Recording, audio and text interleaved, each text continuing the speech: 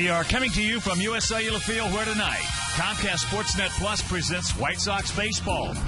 It's Paul Konerko, Alex Rios, Andrew Jones, and the Sox as they get set to butt heads with Michael Young, Vladimir Guerrero, and the Texas Rangers. Hi, everybody, and welcome. With Steve Stone, I'm Ken Harrelson as we get set to bring you Game 2 of this three-game set. In the opener last night, Sox jumped off to a 4-0 lead. Then after that, it did not go so well. Pitching went bad. Defense went bad. We lost that ball game 9-6. So the man on the bump tonight for us is the only guy who's beaten Texas this year for us, Gavin Floyd. Gavin Floyd's 2-5, and last two times out give you some hope that maybe he's starting to turn it around. He's only given up a total of 4 earned runs in his last 2 starts. He's got to get the curveball over and deal with Vlad Guerrero, who's the hottest of all of these Rangers. For the Rangers, Scott Feldman goes to the mound. The 6'7", 230-pound right-hander has lost his sinker. Last year he was 17-8. He can't find it, and hopefully he doesn't find it here tonight. His ERA is not good. Last year he was one of the aces of his staff. They were hoping to build on that 17-8 record. Hasn't happened so far, so let's get one tonight. All right, sit back, relax, and strap it down. White Sox baseball coming your way.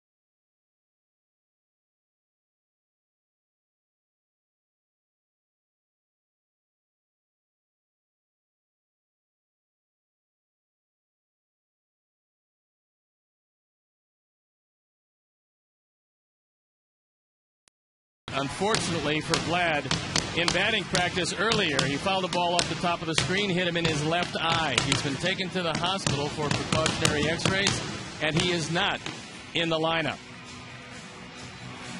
And certainly we wish him well. Let's take a look at how the new Texas lineup looks. Andrews leading off, then it's Michael Young, Ian Kinsler, Josh Hamilton in the cleanup spot. Then Murphy, Smoke, Trainer, Blanco inserted into the lineup, and Julio Bourbon in center field and hitting ninth. The Jimmy John's defensive setup and how they're going to line up behind Gavin Floyd left to right. It's Jones, Rios, and Quentin in the infield. Omar gets another start at third with Ramirez, Beckham, and Konerko rounding it out. A.J. Przinsky behind the plate.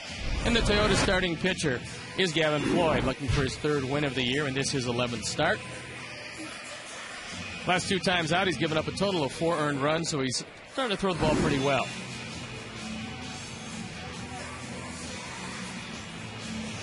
Beautiful night tonight. The game conditions are close to perfect. 65 degrees, 78% humidity, winds out of the northeast, 8 to 12 miles an hour. Partly cloudy, which is now partly sunny, and later will be dark. The men in blue, James Hoy behind the plate, Wally Bell at first, Laz Diaz is at second, and John Hirschbeck mans the third base line. On a gorgeous night for baseball, with the Sox looking for their first win of this homestand. We're ready to play baseball, and I'm ready to turn over to my play-by-play partner, Hawk Harrelson. All right, Stone Pony, thank you. And once again, good evening, everyone, and welcome to White Sox Baseball right here on Comcast Sportsnet Plus. So happy you could join us for Game 2 of this 3-game set and Game 2 of this 10-day, 9-game homestand. 21-year-old shortstop Elvis Andrus stands in, and the first pitch of the ball game is taken for a strike. Andrus 1 for 5 last night. Comes in hitting at 308, no homers. He's driven in 13. And you're looking at 1 ton of talent right there. This young man has got a chance to be something special.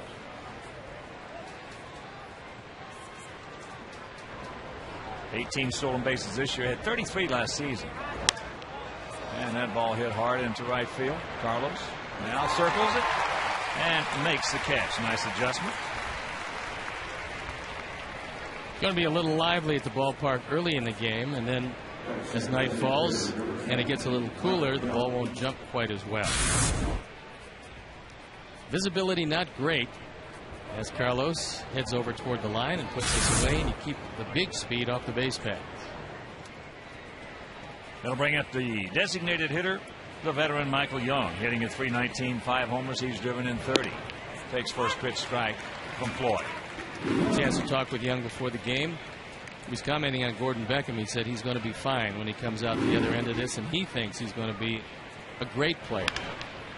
And there is a ball bounced down the third baseline. That's going to be a double for Young. That's his 15th two-bagger. Now, Hawk, I asked Michael Young about it. When did you feel that you had this? I asked Young when he felt that he understood what pitchers were trying to do to him and he felt like he belonged here. And he said sometime in his 3rd year in the major leagues. How about for you? In my 6th year. So he was a quick learner, or you were a slow learner? I was a slow learner.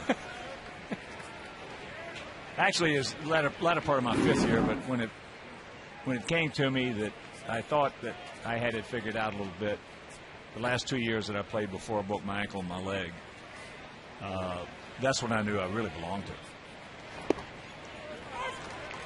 Ian Kinsler takes strike 1. He comes in hitting at 287. Paul Richards told me exactly what was going to go on. Paul, a former manager of the White Sox, former general manager of the White Sox, and other teams as well, Atlanta and Baltimore. One of the best baseball minds of his time zone. And we were playing golf one day. It was about my 2nd year. We had learned about each other on a golf course, playing in some tournaments together, and he took a liking to me. And he said, son, I'm going to tell you what's going to happen. That's into right field. Carlos taking charge, as he should, and that's 2 down. He said, great hitters are not born. He said, great hitters are people who come in and they work and they work and they work, and all of a sudden they get up one day and they look in that mirror, and that mirror tells them you belong in the big leagues. And that's exactly what happened in my case. And as a matter of fact, we were playing the White Sox in Kansas City, and Joe Horler was pitching.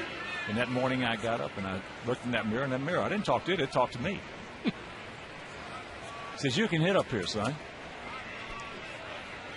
Well, then you have to show the pitcher that. Well, I couldn't hit, as that ball, bad swing right there by Hamilton, I couldn't hit him with a paddle. And I went to the ballpark that night. Alvin Dark already had the lineup made up, and Ramon Webster was in there at first base. And I said, I've got to play tonight. He said, I've already made the lineup up. Kenneth, he says. I said, I got to play tonight. So evidently the way I told him or looked at him or whatever, he changed the line and put me in there. First time up, I hit a bullet right back through the middle, just missed Orland's head. And from there on out, I was a pretty good hitter.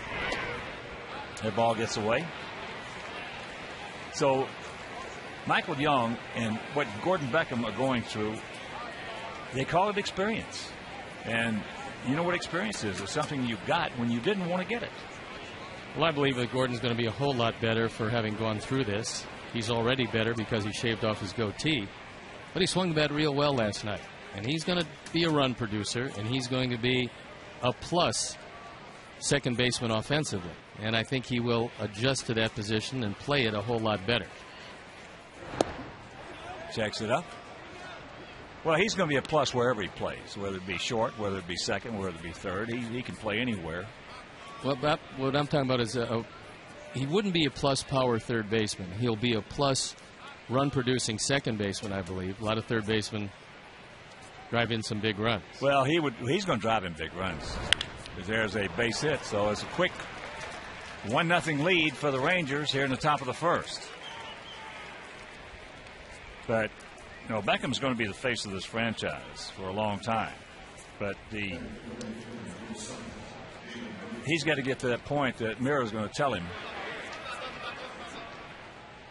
when he belongs here. Down deep. He thinks it now. Yep. He's got to learn it. Well, he is a pretty quick study, and that means that slumps don't go quite as deep or stay as long. Well, that's what makes guys like Michael Young and all your good hitters, because their slumps are short-lived. Guys like myself, in my first 6 years, they were prolonged.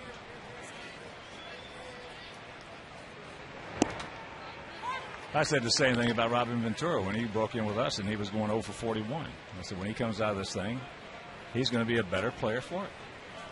Paul Konerko, when he first joined us, he used to beat his head against the wall.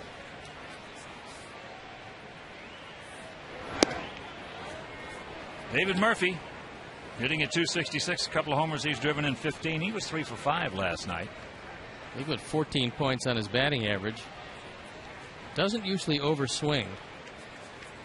And hits the ball to all fields. Well, last night all 3 of his hits came back right to the middle. So the 1-out double by Young, the 2-out single by Hamilton.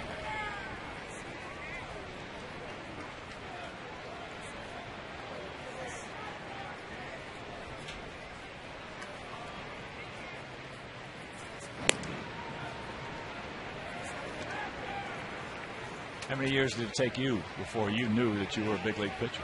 Well, my first 3 years, I was 5-9, 6-8, and 6-11, and I got the feeling that I wouldn't go to the Hall of Fame. Then, had a couple of winning years, but didn't really understand it thoroughly, I think. I came to the White Sox in '77 for the second time, and I started to really figure out what you had to do on a daily basis to win with less than your best. When you had your great stuff, or a hitter is feeling terrific, anybody can do that gets to the major leagues because they have that kind of ability. And there's a base hit on the 3-2 get me over.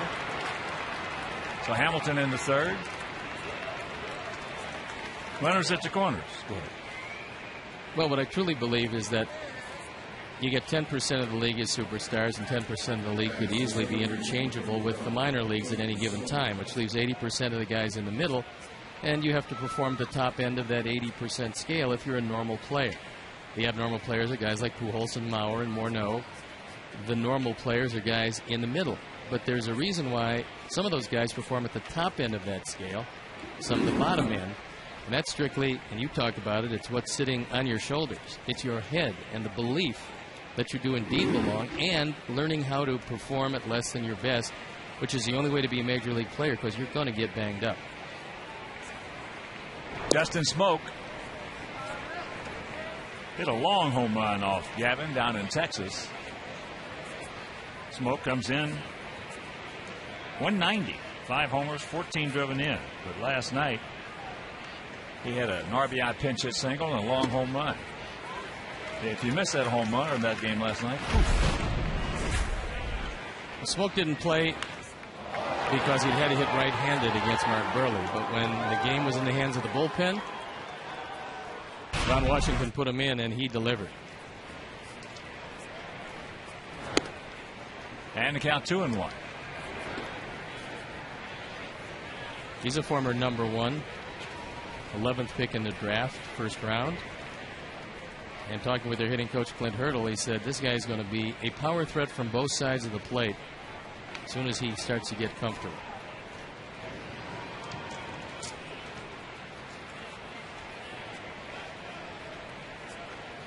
One in, 2 out. Runners at the corners. 2-1 the count to Murphy.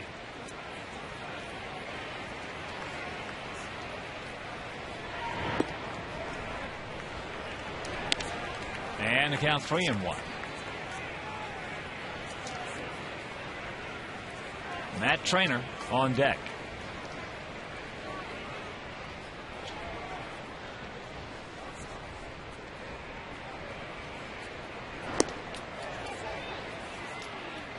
And that's ball 4, so that will load him up. And here comes Don Cooper. He doesn't want this game to get away from Gavin Floyd, and he doesn't want an early exit in this one. They went 4 deep out of the bullpen last night. Santos, Williams, Putz, and Linebrink. And one of the things that Hawk and I have been talking about all year is how a starting rotation can protect the bullpen. And the only way to keep your team competitive is to make sure that that bullpen is strong enough. The only way to do that is your starters to go deep enough into the game. And lately our starters have faltered somewhat. That's put a lot of pressure on the bullpen. Well, I think you also have to add in there the equation of the defense. Well, there's no question. The defense has been a big aid to the faltering of our starting staff. Yeah, and it adds a number of pitches under stress to a pitcher's arm. That pitch outside.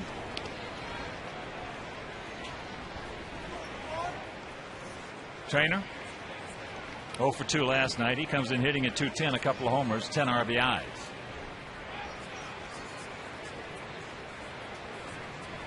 Check that he was 1 for 5 last night. Had that base hit off Burley in the right field. Meanwhile, Gavin getting himself in a bigger hole. He just turned the guy hitting .210 into a guy who's hitting about .315, .320 with his 2-0 count with the bases loaded. We've seen a lot of hitters take fastballs right down the middle in this count, which is incomprehensible.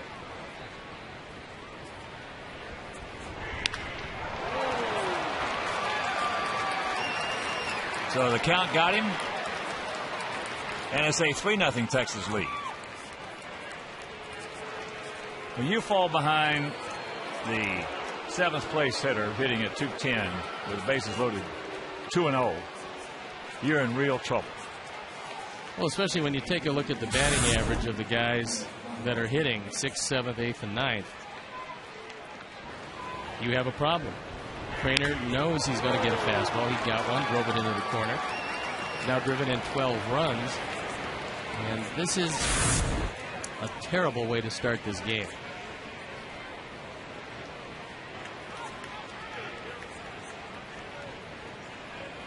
Well, there's always a positive side to everything, and if there is one in this situation, it's all we got. We're going to go with it. It's that Scott Feldman's been sitting over there a long time.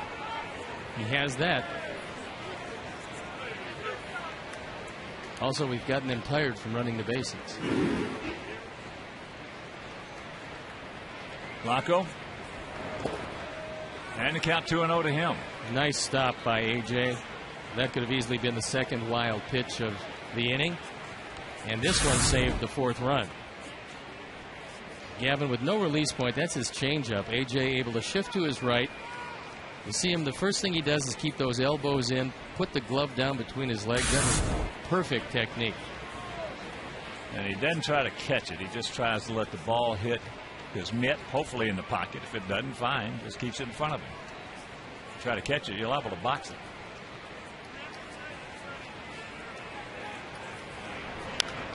That 2-0 right off the end of the bat.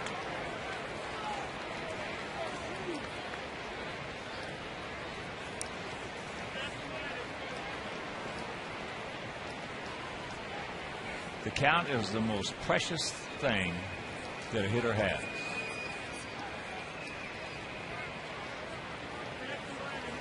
And apparently the fan just got hit with that one, so there's been a holdup of play.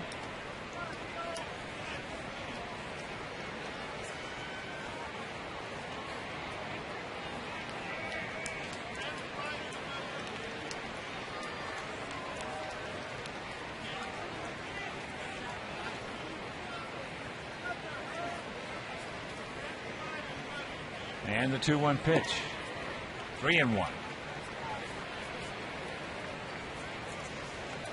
That's what hitters do. That's why we talk about so often the 3-0 offense.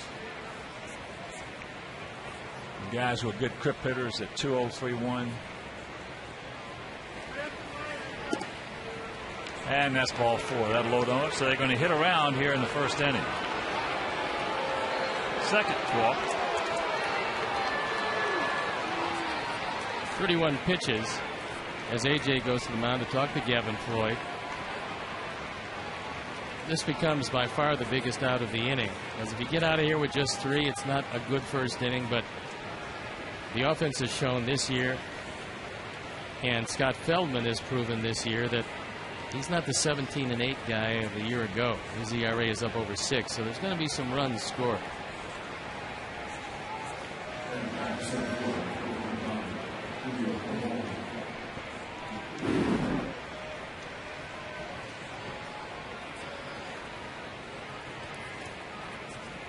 So here's Bourbon hitting at 234, no homers. He's driven in 13. That's a pretty strong 234. We're using a platoon system in center field with Craig Gentry, who we saw last night against Mark Burley, and Julio Bourbon. And this should do it. But they put a 3 spot up on the board, and we'll go to the bottom of the first. 3-0 Rangers.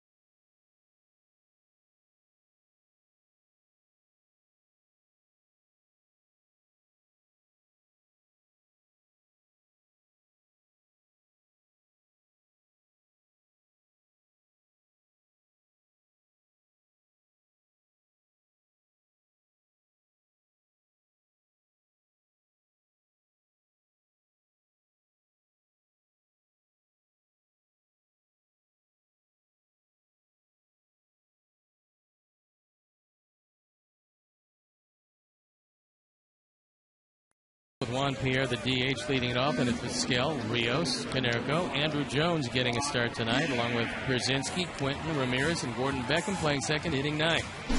Jimmy John's defensive setup, another lineup behind Scott Feldman, left to right, Hamilton, Bourbon, and Murphy in the infield. Blanco, Andrews, Kinsler and Smoke, that trainer behind the plate, and Scott Feldman is the Toyota starting pitcher. On for his 11th start. He's had a very tough year this year. You can see left-handers doing him in. He throws from low 3/4. Talking with Ron Washington, he said that for whatever reason, Feldman has lost that good sinker that he had last year.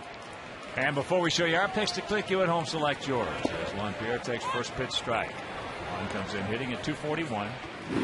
He was 0 for 3 last evening, and lifetime against Feldman's 0 for 5. Now field short, swung around to the left.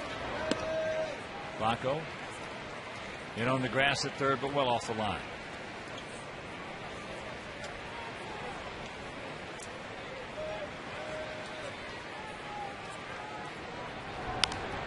And that is into the seats for a souvenir.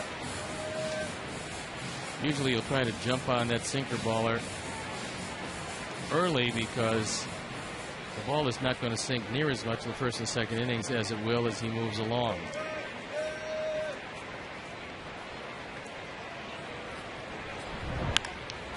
And that's going to fall for a base hit, so good speed aboard. All righty. And as we mentioned last night, you at home can now be a part of our Picks to Click segment for each game. You can tune into the Felco pregame live each game to see Ozzie Guillen's lineup, then make your selection on who you think will be the pick to click of the game. And tonight, the White Sox fans watching at home have voted for Andrew Jones. Dimangio, our director and crew, they're going with Omar Vizquel. Stone Pony's going with Paul Konerko. And Dr. Chris Quinn and his family down in Granger, Indiana, and I, we're going to go with Carlos Quentin. That's good. It's good because the fans are below me in the standing. I was in last place. Now we have a new way to do this, and I moved up to third. I'm rallying. No throw as he picks up his 20th stolen base.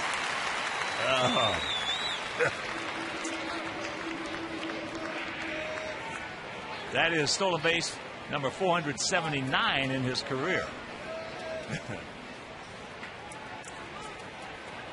Now this is when you jump on Feldman, and hopefully this inning will roll along. Well, this is when you just get him over to third base. Right here. Omar is going to try everything he can to get him over. Omar hitting at 241.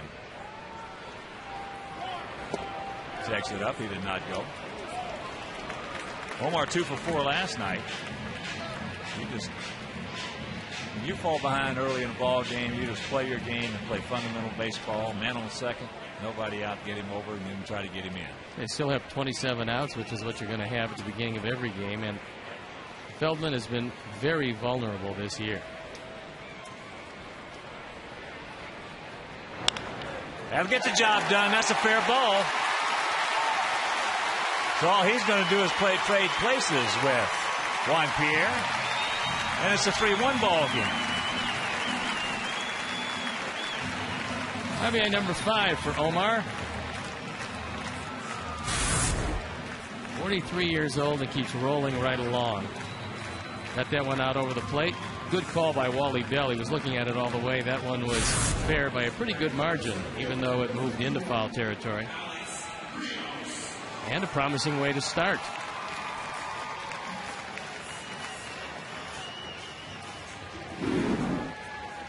So here's Alex. Alex has got to try to get him over. He can still get some base hits. There's a lot of real estate out there that nobody is going to be able to make a play on.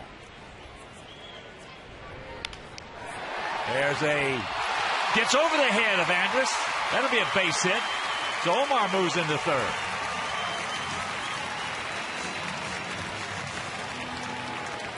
For a second, like Andrus was going to make the catch.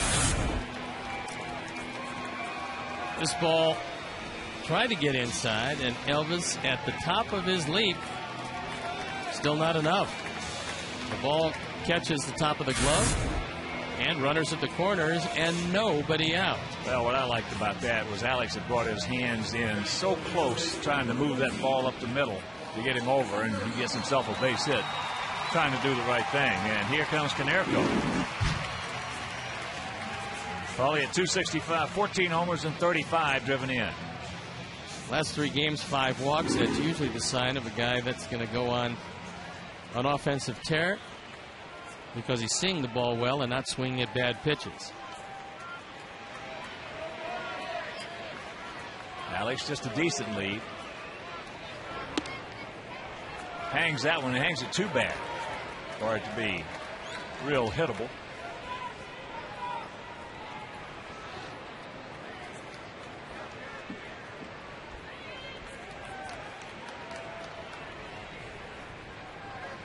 Paulie, 1 for 7 lifetime off Felton.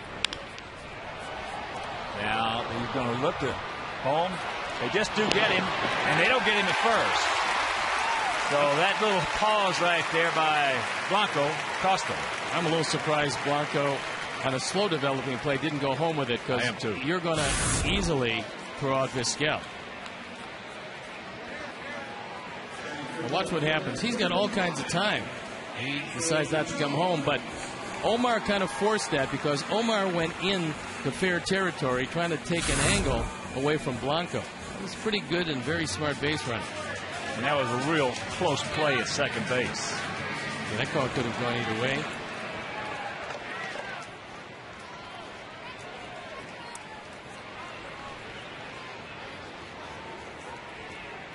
Here's Andrew. Take another look at that play at second base.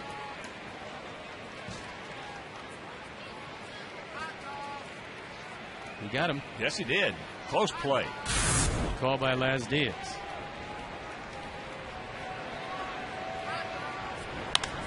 There's a shot. Foul.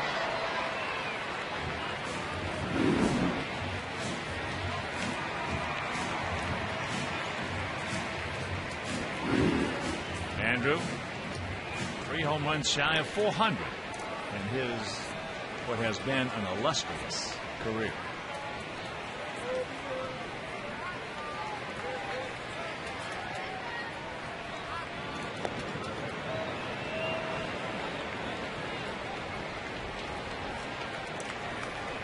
Outfield well around to the right. Paul has now driven in 3 runs in this very young series without the benefit of a base hit.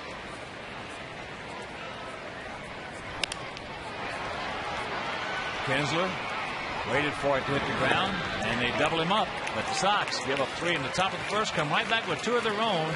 We'll go to the second, trailing by 1.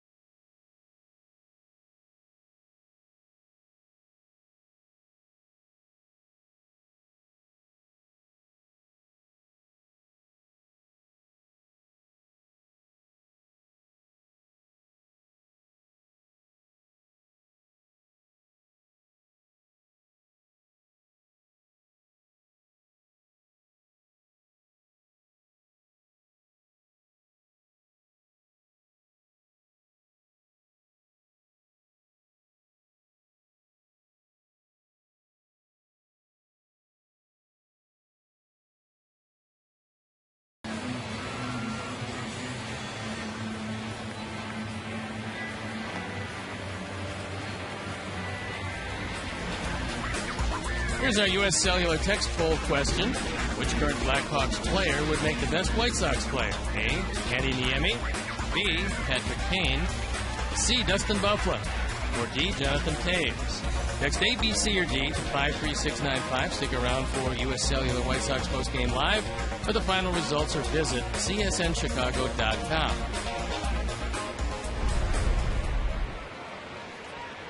Elvis Andrus will lead it off here in the top of the second. He led off the first with a line drive to right field, and then things didn't go so well for Gavin Floyd as he gave up 3. We came right back with 2. Takes that pitch, the one away.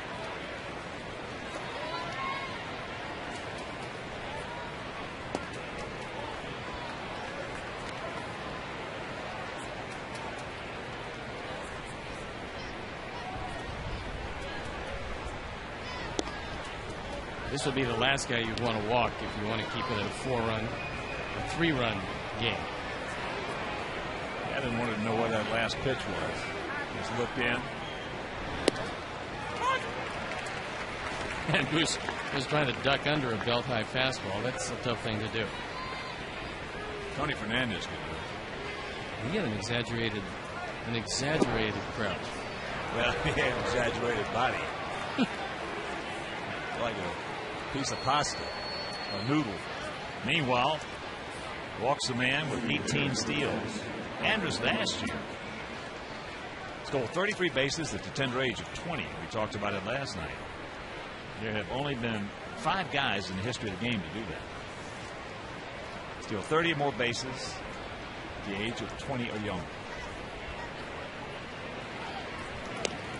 Sherry McGee back in 1905, Ty Cobb in 1907, Claudell Washington 1975, Rickey Henderson 1979, and Elvis Andrus in 2009. Once again, very select company. That's trouble. Michael Young's going to pick up another double. Andrus is going to score here, so Gavin Floyd making some bad pitches, falling behind in the count, and that usually is a sign of it's just a matter of time. RBI number 31 on a second double in 2 innings for Michael Young. This fastball, perfectly hittable, inner third, thigh high, and Young just crushes it. When we saw him in Texas, he was hitting in the 250s and just looked completely out of sync. Now those days are gone, because right now he's getting a good swing at just about everything.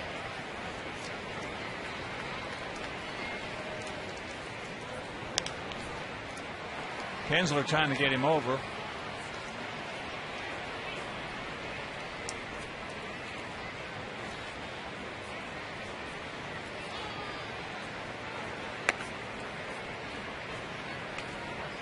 Tony Pena getting loosened up in a hurry. And that ball deep in the right field. That's going to get him over.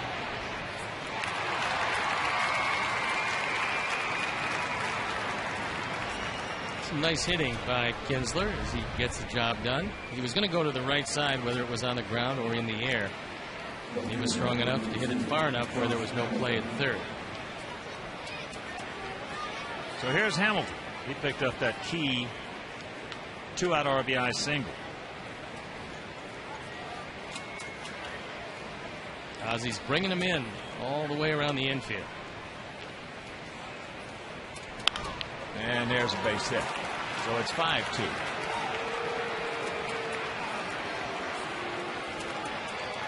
Second single, second run batted in for Hamilton. And here comes Don Cooper. He wants to give Tony Pena a chance to get loose, because Gavin Floyd has thrown too many pitches that are hittable in the zone. And these Rangers are taking advantage of the first pitch.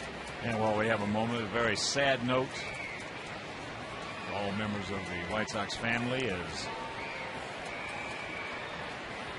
Marie Bertucci.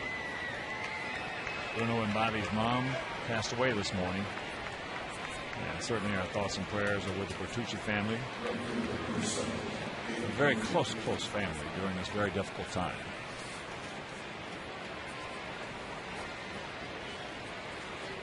So here's Murphy, a single and a run scored.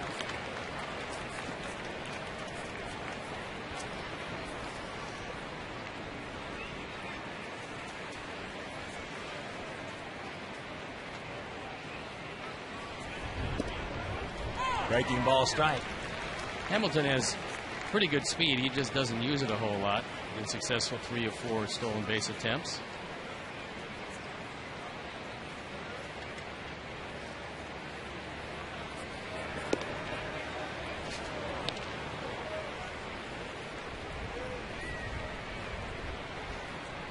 Tried to backdoor him. Missed in the count 1-2.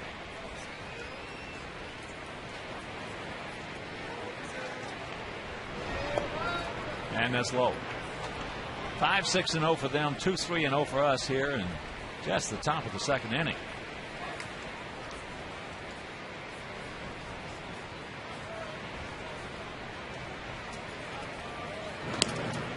This one's got a chance to be a barn burner. Texas has a whale of an offense. They're vulnerable pitching. And Gavin doesn't have real good stuff yet. He gone.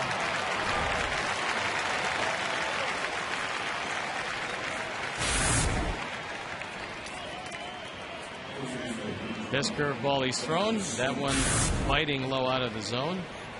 Then he fans Murphy. So here's Justin Smoke. He drew a walk last inning.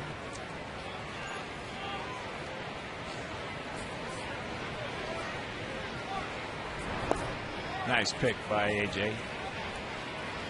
See if Gavin another wild pitch.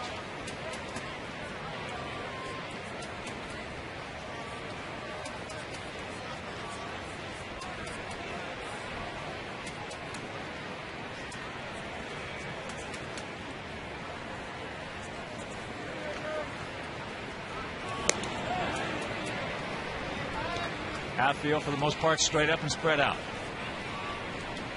Second of this 3-game set. Second of this 10-day, 9-game homestand. 3 with these guys, 3 with Cleveland, and 3 with Detroit.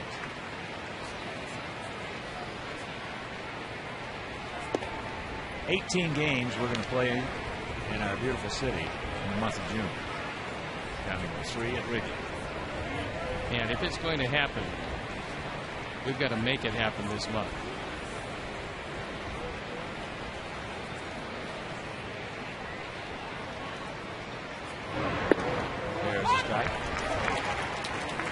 Listen to some of that Seattle, Minnesota game. In fact, the last 5 innings going home last night.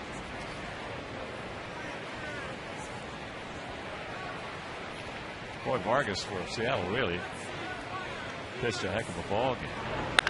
Right to Paulie. Smoked it. Meanwhile, they put 2 more on the board, and we trail it 5-2.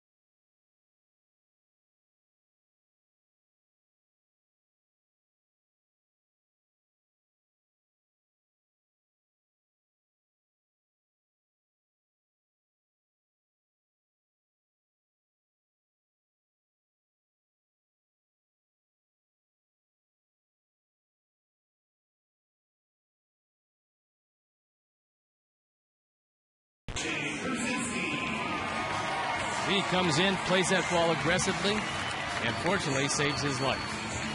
That's our Home Depot doing more on defense as ball flags down a rocket.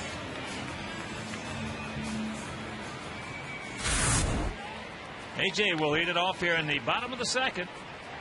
5-2 bad guys. 3 in the first, 2 in the second. AJ hitting at .217. A couple of homers he's driven in 14.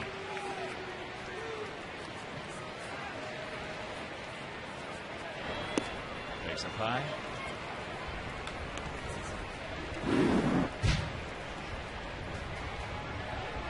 For a sinker baller, Scott Feldman's throwing a lot of high pitches early. Chopper 2 hopper.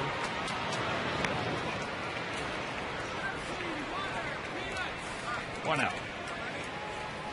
So another sad note right here. That's Francie Edgeworth, member of the White Sox family for many years. Her mom passed away today. So our thoughts and prayers with the Bertucci's and the Edgeworths.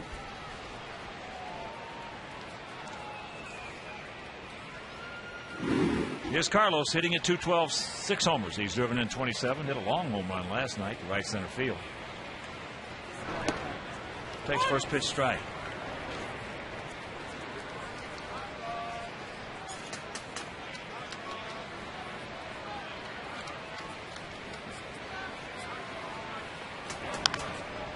That curveball chop foul. If you missed that home run last night, was coming in the second inning, leading off. It's Harden on the mound. Carlos goes the opposite way and crushes it. Harden didn't have a whole lot, but his offense did support him.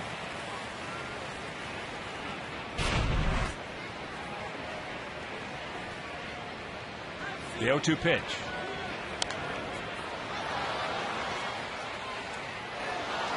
Just underneath it.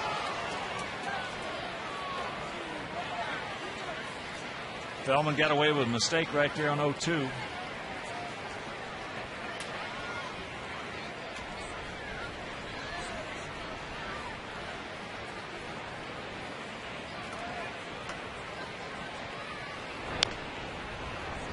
Chops that one foul.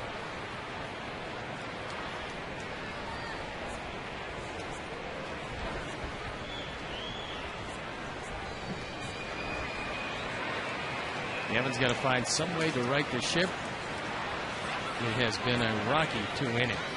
5 runs on 6 hits. And again the 0-2 pitch. And that's outside.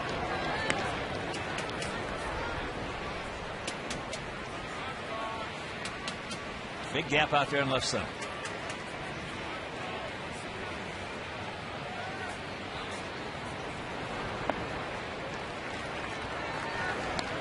That sinker misses low and the count 2-2.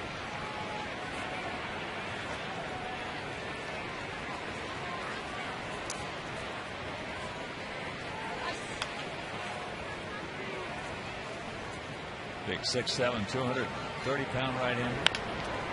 Chopper over his head. Here comes Andrus underneath. Makes a nice play. And that is out number 2. And remind you can enjoy a day here at beautiful U.S. Cellular Field with your family and friends. Individual tickets for the White Sox are now on sale. So for tickets, visit whitesox.com or call 866-SOX-GAME. The Rangers need another starter. And they've dipped down into their minor leagues. The guy who has started for them, Tommy Hunter, is going to come up, pitch over the weekend. He's a king-size right-hander at 6'3". They list him at 280 pounds. He was with Texas last year. He was 9-6 for them. With 2 out, here's Alexei. Takes first pitch strike. Alexei hitting at 253, 4 homers. He's driven in 21.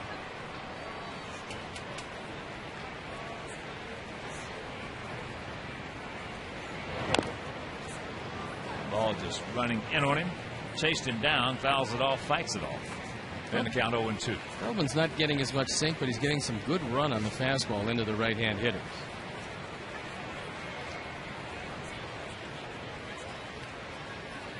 With that in mind, Blanco is over toward the line and deep at third. Just a rolling breaking ball.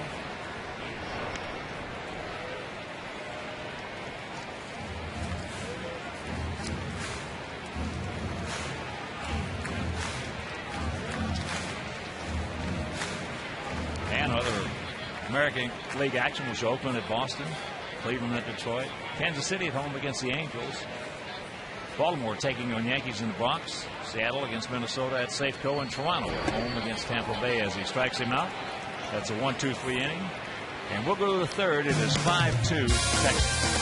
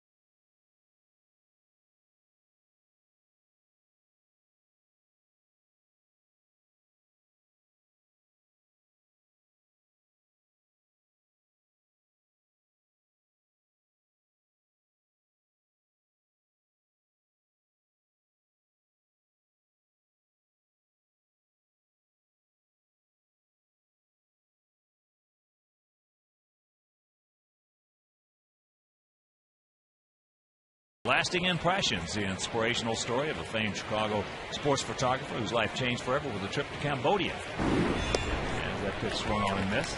Tale of heartache, hope, and love. Bill Smith, lasting impressions tonight at 11 on Comcast Sportsnet.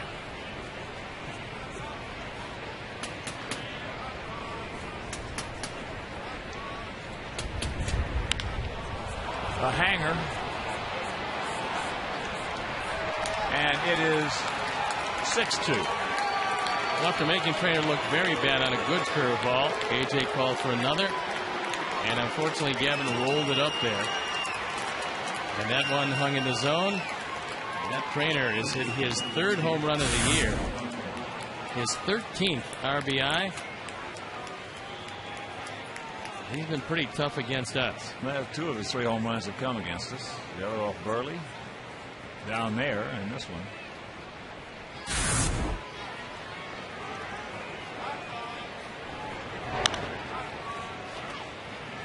As there's a chopper by Blanco down to Konerko.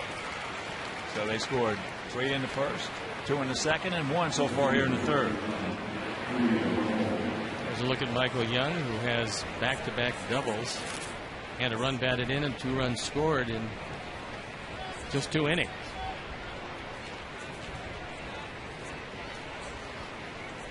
Bourbon hit into a 6-4 fielder's choice to end the first inning, takes first pitch strike.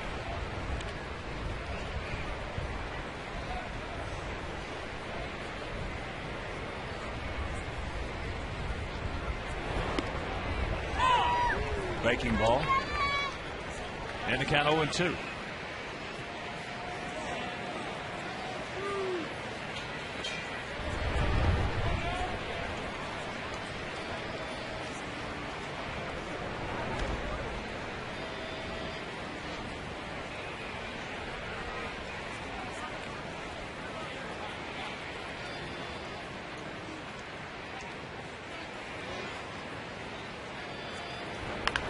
There's a line shot. It's going to hang up Carlos. To hang with him for Bourbon. They are hanging out some hemp. That ball hit awfully hard. As Bourbon just goes down and got the curveball. Well, his curveball is not anywhere near what it normally is. It's just rolling tonight. He's getting some breakage on it, but it's that rolling breakage, not that snappage. As here's Andrus. Guys are getting much better swings tonight than they should be. Well, the hitters will tell you how your breaking stuff is. Yeah. Or lack thereof. Andrus is lined hard to right, walked and scored.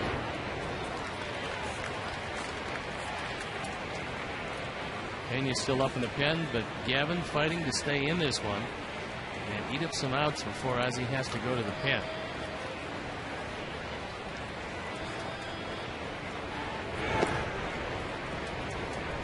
Sinker low.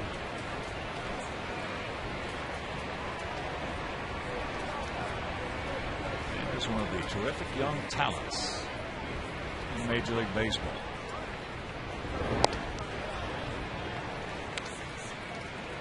You don't see this very often, Hawk, but the Dodgers went extra innings 2 days in a row with the Diamondbacks and beat them 1-0. Today it took 14 innings. I saw a few innings of that game. Saw James Loney lead off the bottom of the 10th with a double. And like us, they couldn't do anything with it. He stayed right there. Just stayed there. And there's a base hit, softly hit. He's going to give it a go. Here's a throw by Andrew. Terrific slide by Andrews. That's going to be it for Gavin Floyd as Ozzie's coming out to take him out of the game. That double will drive Gavin from the mound. And a short night for Gavin Floyd and a long night for the bullpen. So we will step out and be back after these messages.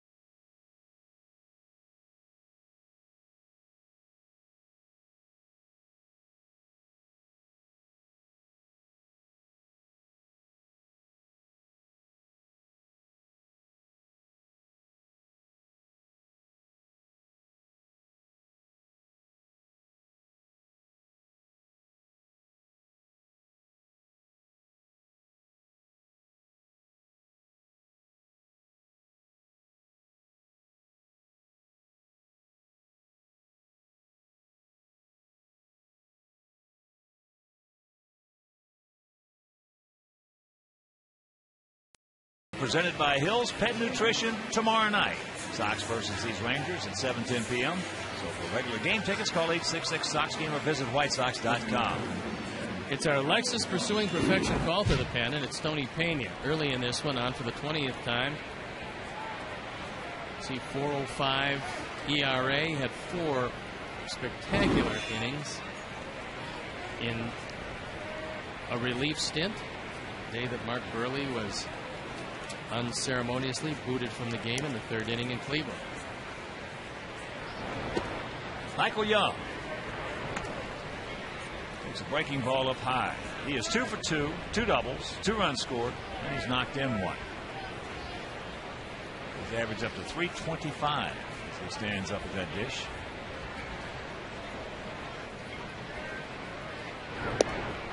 There's a strike, and the count evens at 1.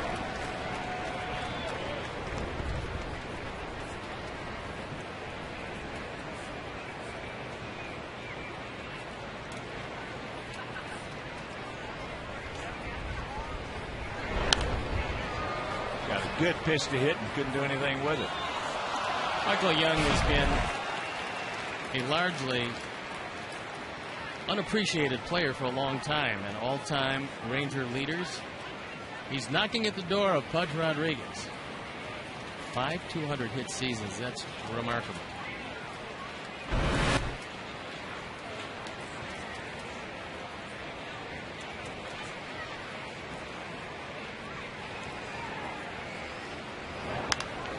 And that's popped up right side.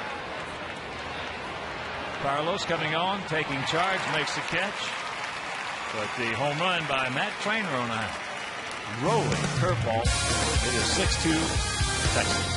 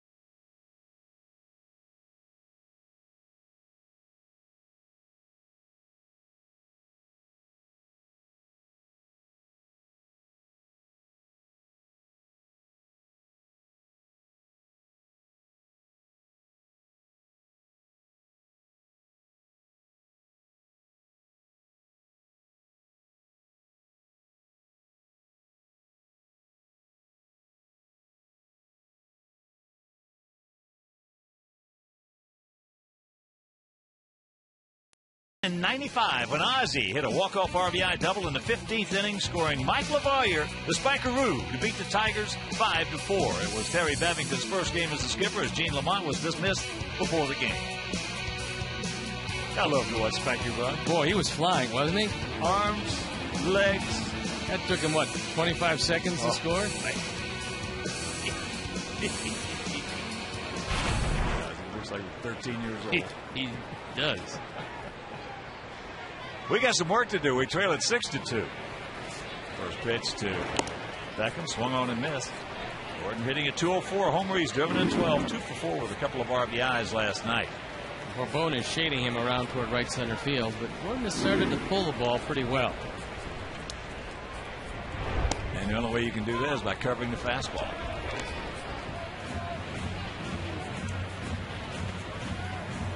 If you're going to cover one of the other, you better make it to fastball. And the 0-2 pitch.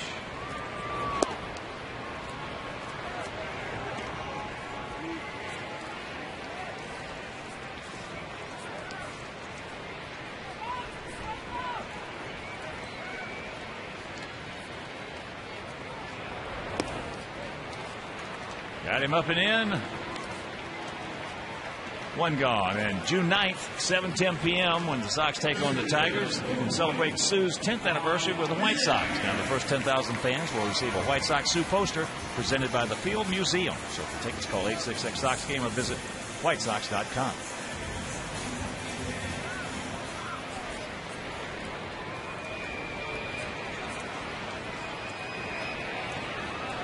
Juan Pierre, single, stole second, and scored in the first inning.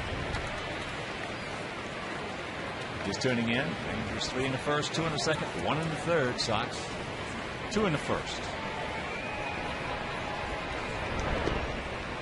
Takes the bunt and takes the ball. Utility man Andres Blanco at third base. All kind of shifts as Vlad Guerrero got hurt before the game. And if you weren't with us early, Vlad taking batting practice before the game, inserted in the fourth spot in the batting order. Had a ball ricochet off the batting cage and hit him right in the left eye. And he's been taken to the hospital for x-rays and evaluation. If you missed it, here it is. A freak injury. And we certainly hope he's okay. Well, AJ got the same thing, only he got it in the lips. And there's ball 4. So the 1-out walk. First base on ball is issued by Feldman. Feldman is not the quickest to home plate. So for Juan, this becomes, like most of them, a base running situation. Here's Omar, had an RBI double and a run scored back in the first.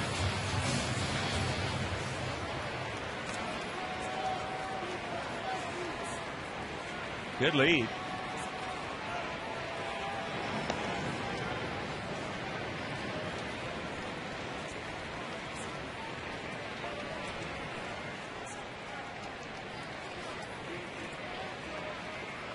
See Juan knocking at the door. Davis leads. See the Cubs-Pirates game in a rain delay. That's Carlos Zambrano, the reemergence of Carlos Zambrano after 6 weeks of being a reliever. Cubs on a 3-game losing streak. Pirates on a 2-game winning streak. As there's a strike. Boy, the Pirates have really been tough on the Cubs. 8 of 9 this year. And our old pal and former White Sox, Octavio Dotel, 5 saves against the Cubs. That's amazing. Yeah, it is.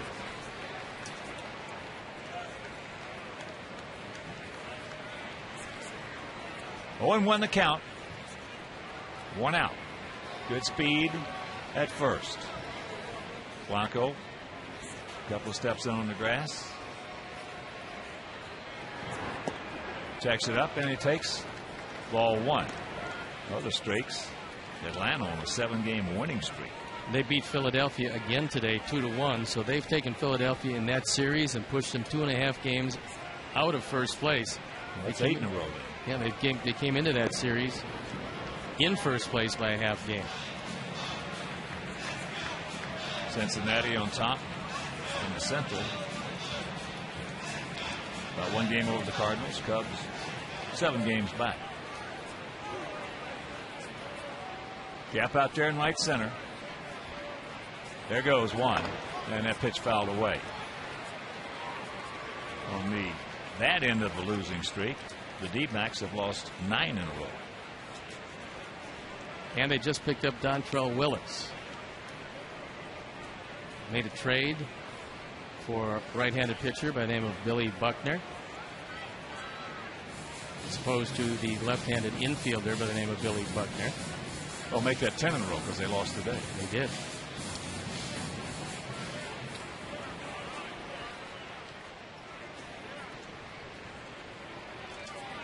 Juan had a good jump last time. Now he's got that same good lead. And this should be.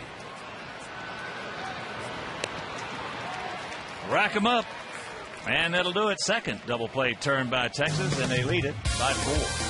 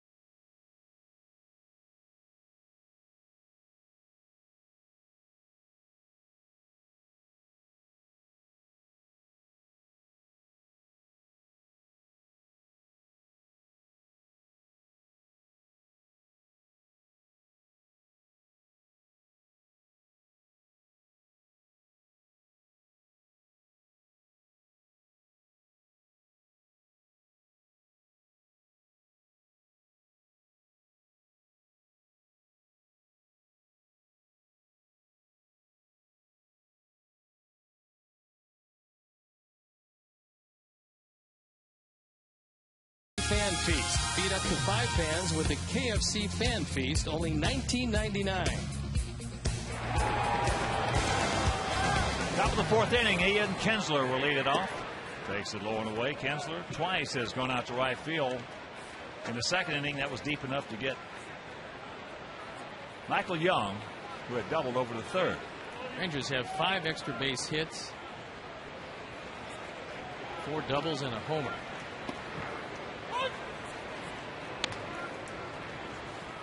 Kinsler last year, .253, 31 homers, knocked in 86.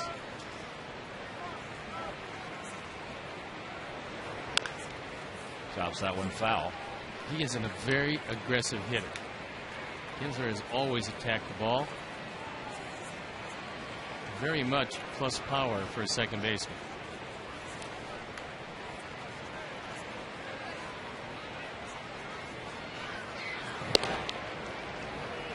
Well, there's not a more aggressive hitter in this league than Ian Kinsler, and there has not been since he came into this league.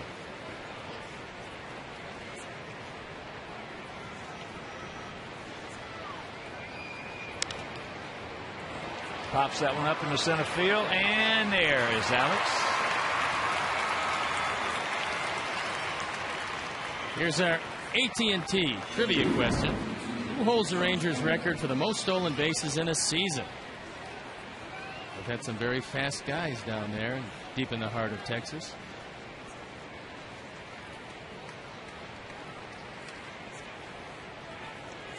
Here's Hamilton. He's 2 for 2, 2 RBIs and a run scored, 2 singles. One, a bullet into right field. That was in the 1st inning. And the other, a little duck snort in the 2nd.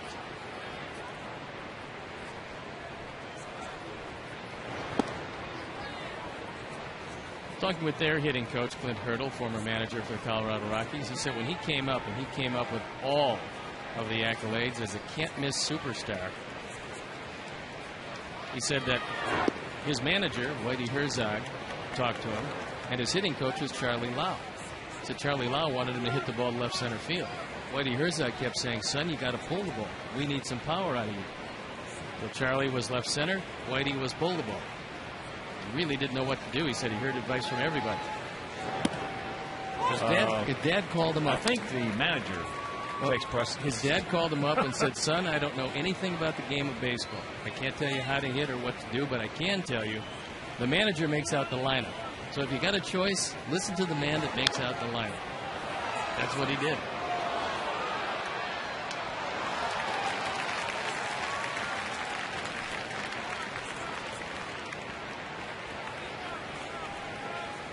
Well, you're going to be seeing some stuff on the highlights tonight. And Comcast Sportsnet after the game, after our game. And very bad call, costing Andres Galarraga a perfect game. Most amazing part about it was that it had been the 3rd perfect game in the span of about 24 days. There's 20 in the history of this game. We've seen 3 in 24 days. He gone.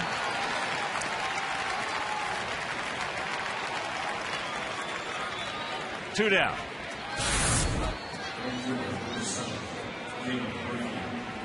Good fastball.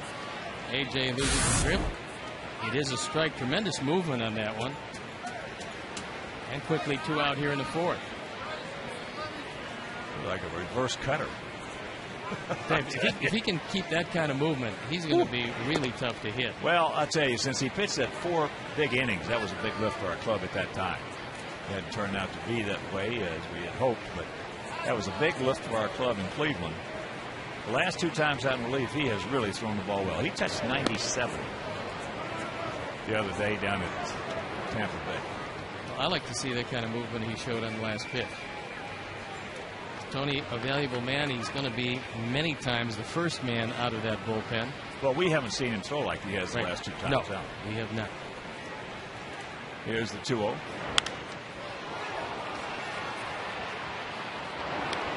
Yeah, I'll tell you, that's a shame. Have a call like that you're going to see later on blown after a guy has retired 26 with 26. Especially on a tapper to the first baseman who has all kinds of time. Well, they executed the play perfectly. There's the bullet, and that's going to hang up for Alex. So that's a hang woofum for Murphy. Meanwhile, a 1-2-3 inning for Pena.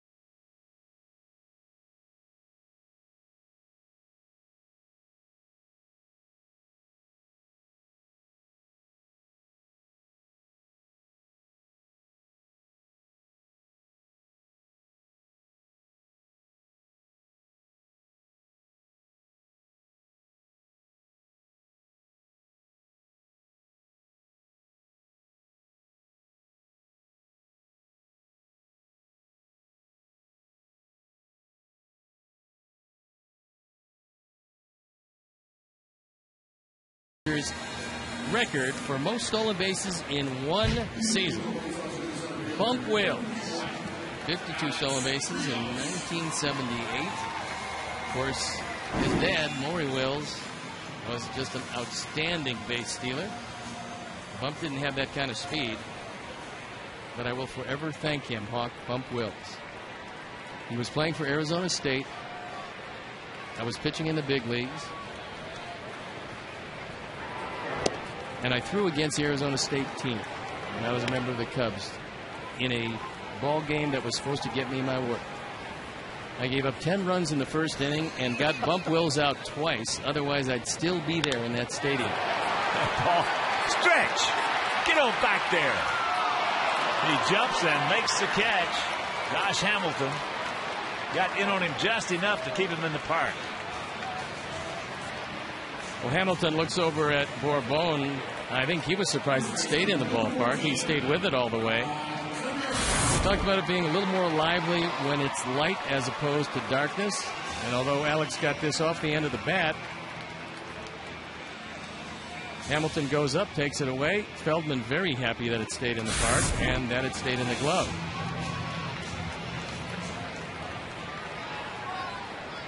There's Konerko, Paulie. Hit him the 5-4 fielder's choice. Knocked in his 36th run back in the first inning. 6-2, Texas on top. Big strike one.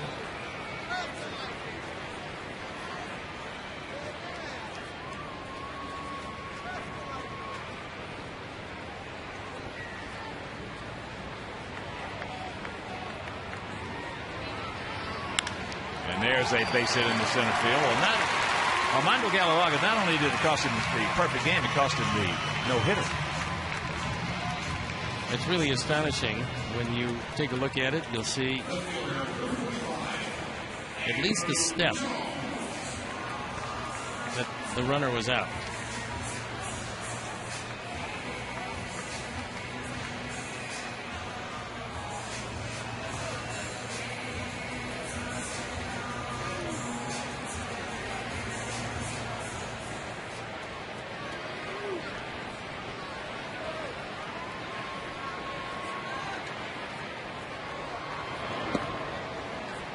Andrew takes ball one.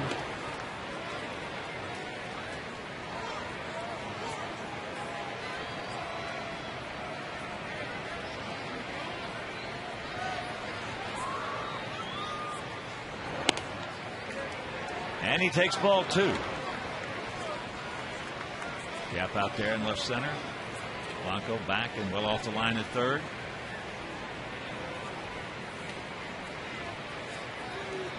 One out, Paulie with just a short lead. And there's the strike. Looks like he threw him a little cutter on 2-0, thinking, and justifiably so, that Andrew would be looking fastball middle in.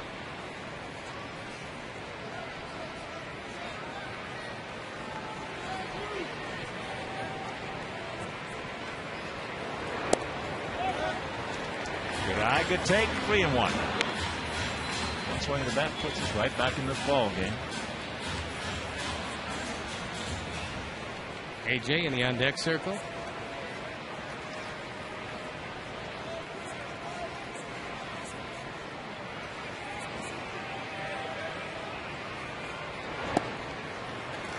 And there is ball 4. So 2 men aboard. And a reminder, you can visit the official online shop of the White Sox. You can browse the largest selection of official gear, including the latest apparel, nostalgic memorabilia, and authentic classics for the whole family. So get your gear from the official source shop.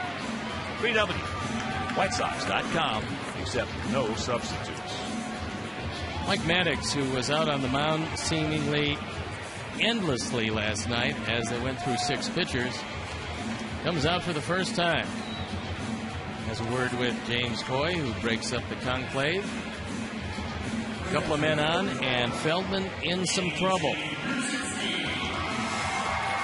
Got AJ out in front of an off-speed pitch, a little bouncer to second base.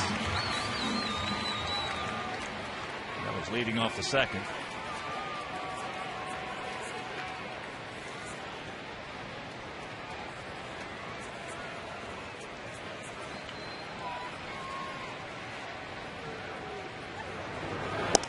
And he takes ball 1.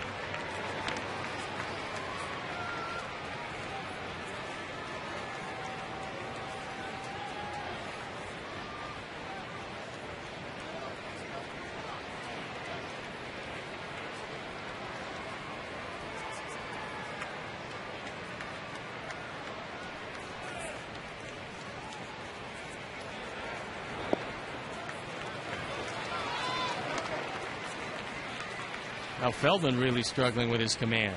2-0. The catbird seat for AJ.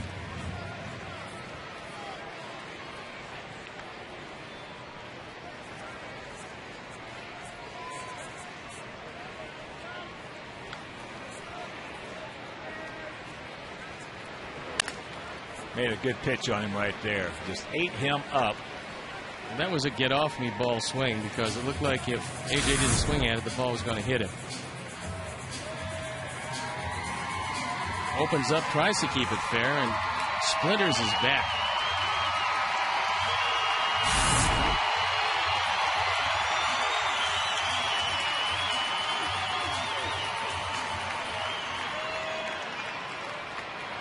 Carlos Quentin on deck in a 2-1 count to Pierzynski.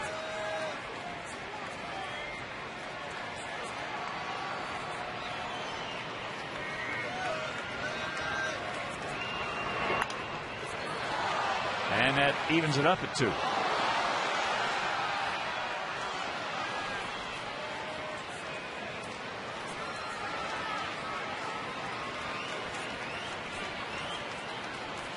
One out, 2 on, 2-2 the count. Murphy has a very good arm in right. Hamilton a good arm in left.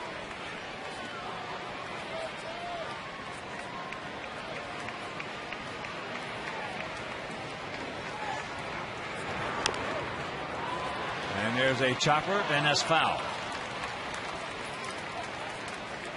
Just turning in. Rangers 3 in the first, 2 in the second, 1 in the third. Our 2 came in the bottom of the first. Kevin Floyd went 2 2/3, giving up all 6 on 8 hits.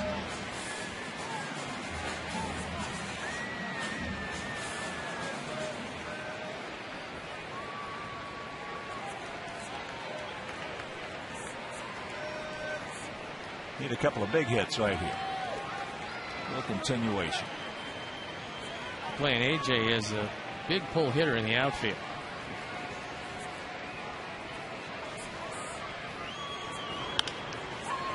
And this could be, no, the ball took a little funny hop right there, and Andrew Jones gets down there in a hurry. Andrew made sure that regardless of how the relay throw went, Andrews was not going to be able to get the throw off. Andrew probably goes in as hard as anybody in this day and age. He goes right after Elvis Andrews. That little bobble cost any shot, but Andrew was going to make sure that he had to move his feet. So here's Carlos. He grounded out to short.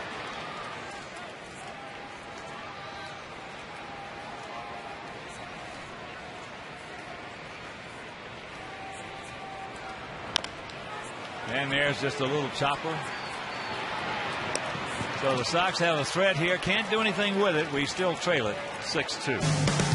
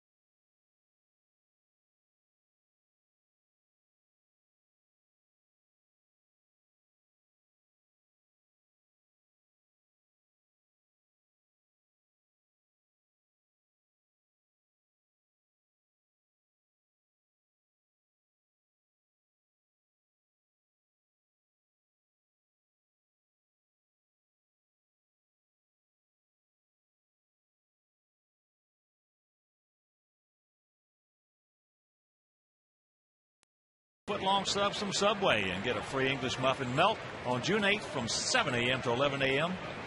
at your participating Chicagoland Subway.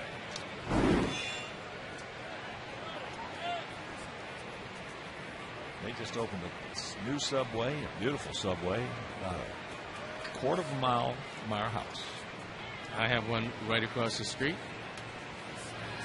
I took a look at your spicy Italian. Then I told him to make me a meatball. That figures, Harold.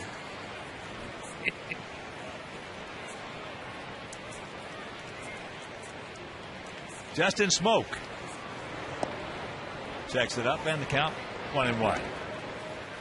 Justin has walked, and then he hit, I mean, a screaming Mimi right to Konerko.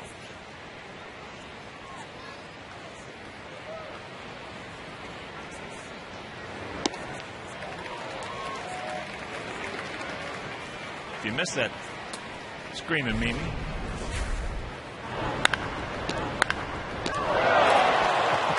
Well, Paul came in after holding the base runner close, and I don't know how he got the glove up. I'll tell you what, that looked like a Willie McCovey shot. Willie McCovey could absolutely tear first baseman off the bag. Well, you could literally, with stretch, you could almost play the entire 7 on the right side of the infield and outfield, and probably you'd never get a hit the other way. 1-2 pitch.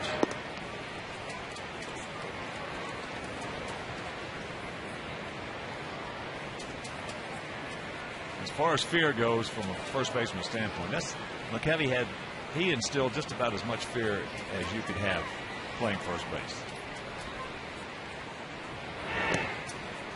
Now, Mickey Mantle was stronger, the strongest guy in the game, and he didn't scare you that much because he more or less was not that big of a pull hitter. He would hit the ball in the air.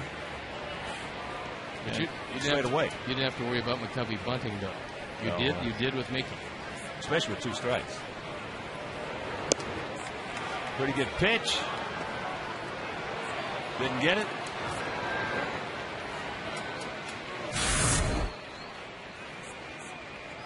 He throws a slider. Throws it down and in. Smoke didn't swing. And he takes a walk. And A.J. wanted from James Hoy.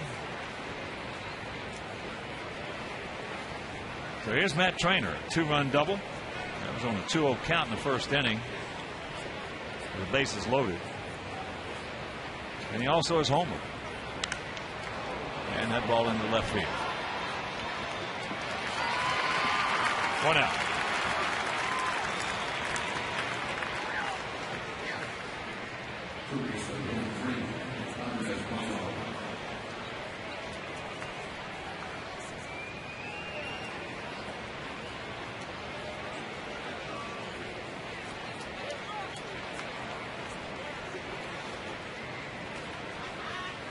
Blanco has walked and he has grounded out to first base.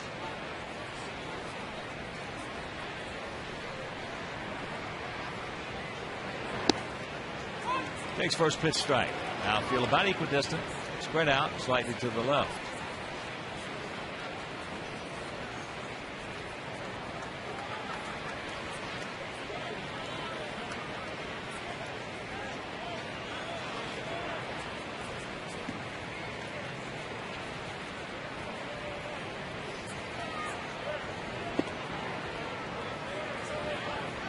Got a little something off. Turn that one over.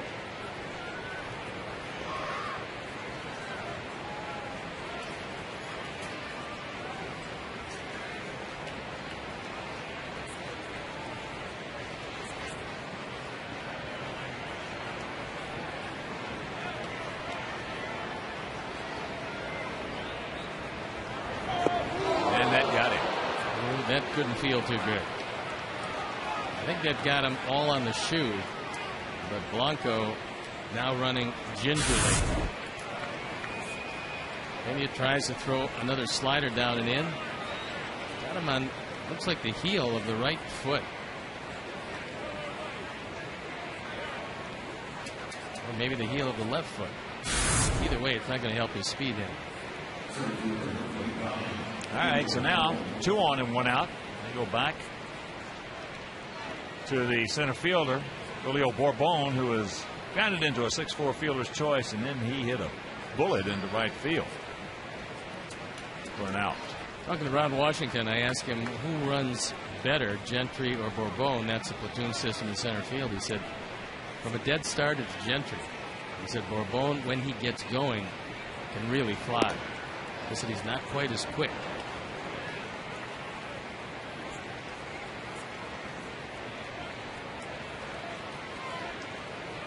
Got a hold of my hair, Tony.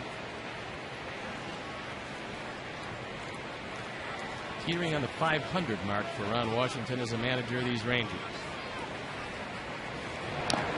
Guys up on it, fouls it down, and the count evens at 1. And some more information, just tuning in, that maybe you did not hear. One of the greatest players the game has ever seen retired today. Ken Griffey Jr. hung it up. 21 years in the game, 630 home runs. Just a magnificent player, magnificent defender in center field. One of the best there for about 8 or 10 years. Probably the best player I ever saw all around. And that means that 5 years from now, the Hall of Fame will have a first ballot new member. No question. No question. There's out number 2. I was watching the pregame show. Chuck, Big Frank, Bill Melton. I echo the sentiments of Big Frank. I personally, was a little saddened that he decided to come back this year and play. I was hoping that maybe he'd just go out after last season. But those are just my sentiments and emotions. And Junior, I'm sure, thought he could come back and have a good year for him, or he wouldn't have tried it.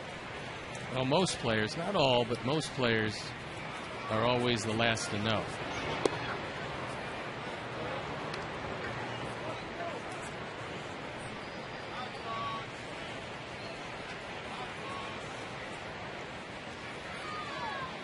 Ducks on the pond, 2 down. And a tough out at the plate, and Elvis Andrus. There's the strike. He has lined out hard to right, walked and scored, and then he doubled. With 2 out in the 3rd inning. Well, he's getting it up there at 95 tonight. There's plenty on the fastball.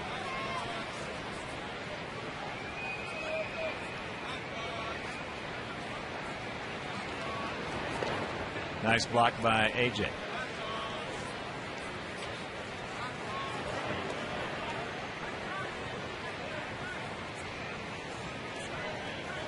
AJ's had a busy night behind the plate. He's stopped a lot of pitches in the dirt. Gavin Floyd, a number of breaking balls went in the dirt. Now Tony Pena throwing that slider. And AJ able to block it.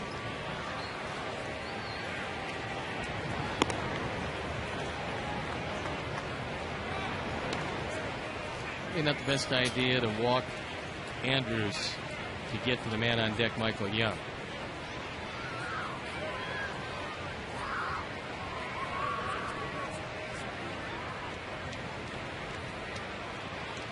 This could be a big out in this game, according to our offense.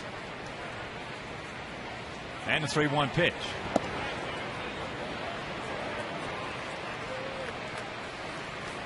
And now without the benefit of a base hit, you've got the bases loaded with Rangers.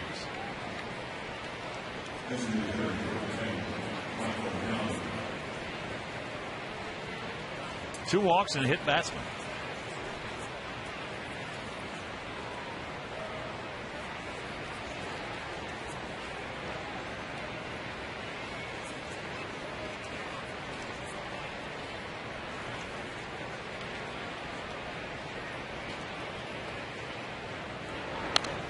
And that's foul back.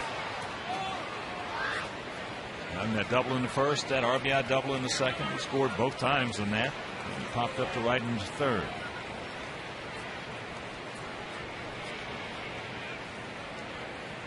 Junior twice with 56 home runs in a season.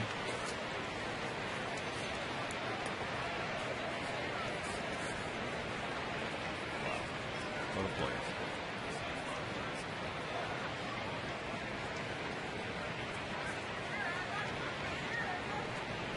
Probably one of the most beautiful players that ever played the game.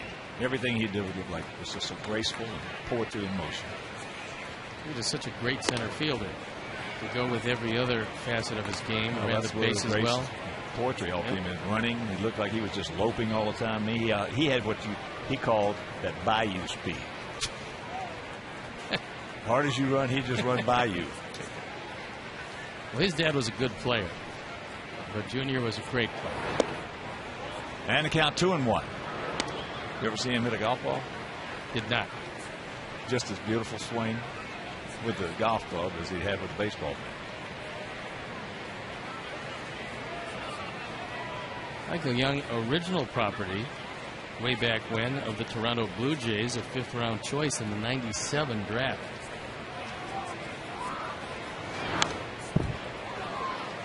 And that fastball at 94. Well, he helped out Tony on that one because that was ball 3. Swung at a pitch up over his head. And it evens the count.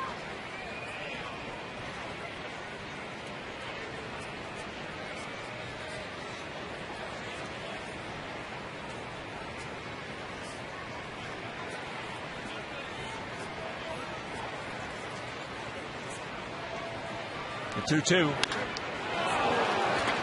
And so the only hit of the inning is going to score a pair. And now it's an 8-2 Ranger lead. 33 runs batted in for Michael Young. Looked like he tried to throw a changeup. Didn't appear to be a fastball. Unfortunately, he got it on the inner portion, and Young took it right back up the middle.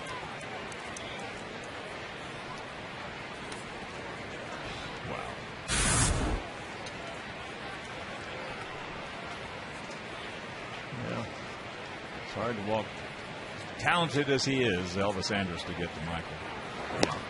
As there is a strike to Kinsler.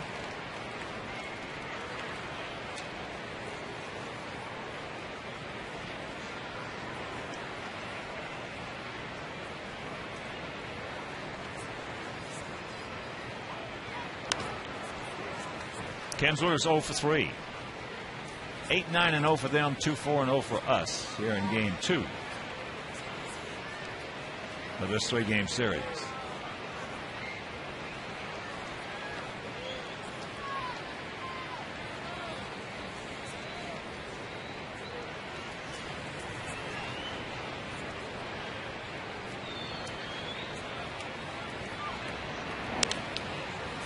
That's into center field, and that'll retire the side. But they get one hit this inning, and it scores a walk and a hits batsman. We're halfway home, trailing by 6.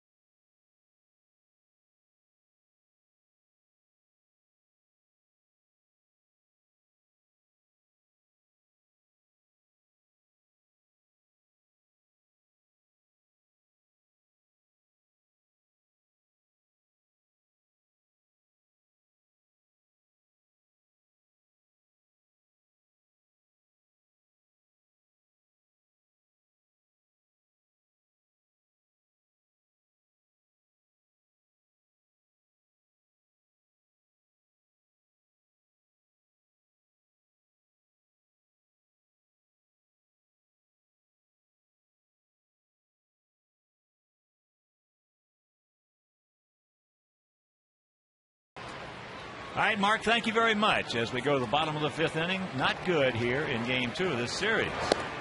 They lead it by 6. Big 2-out, 2-run single by Michael Young. Top half of the 5th here has put him up in good shape. Takes the bunt, takes a breaking ball strike, and the count 1-1. Open's fastball used to have a bit of a cutting action on it, making it look like the cut fastball each and every time, but he's kind of lost that one. The bunt, Uncle Barehand, nice play. Nice play both ways. Just an outstanding effort, and credit Smoke for staying right with it, because that throw had to be into the path of the base runner, and Dave Anderson has been working hard with Justin Smoke at first base. He's really made great strides as a defensive first baseman. This one right in the path of the runner. See a lot of first basemen get hurt. But he stayed right there and able to make a real good play on both ends. So here's Gordon. Struck out his first trip. Takes ball 1.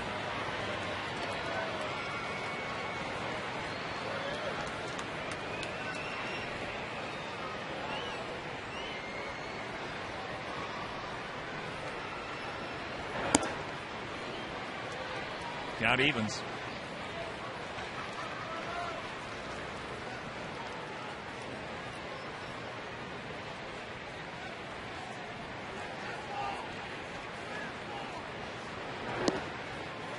Good eye, and the count 2-1.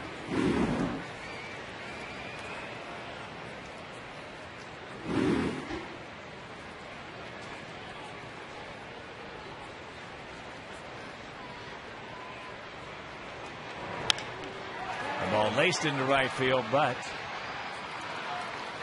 Murphy is there. And Murphy had him played perfectly. He was actually shading toward the line The outfield was swung around toward right center field, and see where Murphy is. His ball slicing away, but he has just a couple of easy steps to make the catch. They'll bring up Juan Pierre, who has singled, picked up a stolen base in the first inning. He scored. He also walked in the third. Takes ball one.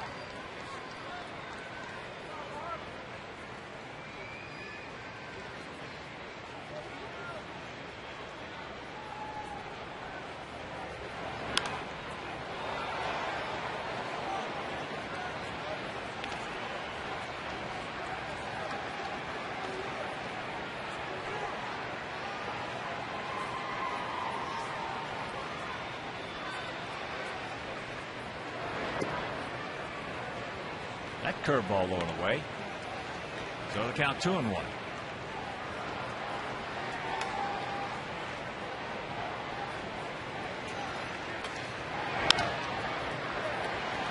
Kinsler rounds it off. Very easy play for him.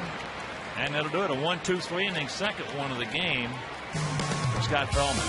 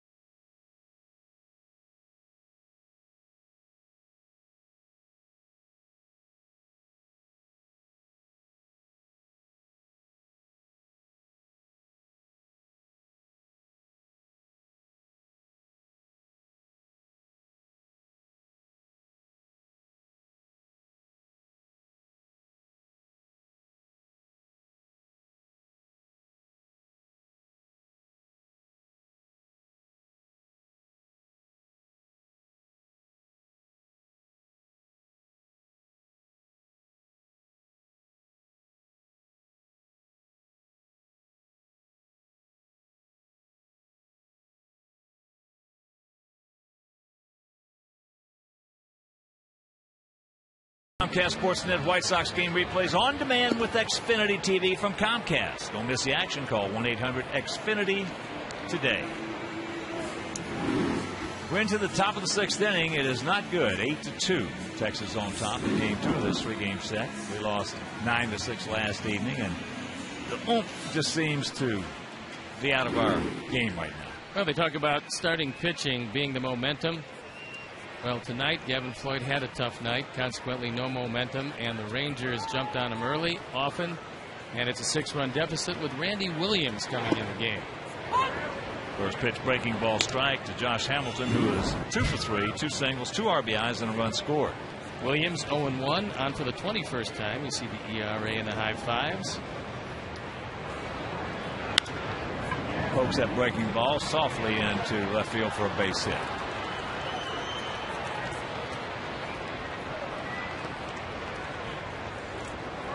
Three singles in 6 innings for Josh Hamilton.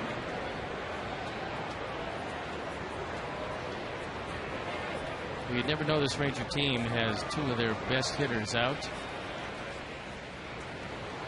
Nelson Cruz on the disabled list before this series, and Vlad Guerrero got hurt before the game.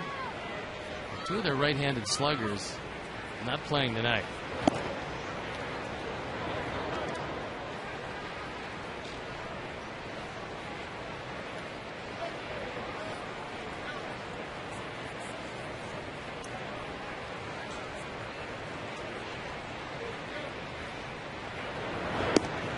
There's the strike to Murphy, who was 1 for 3. He had a first inning single and scored a run.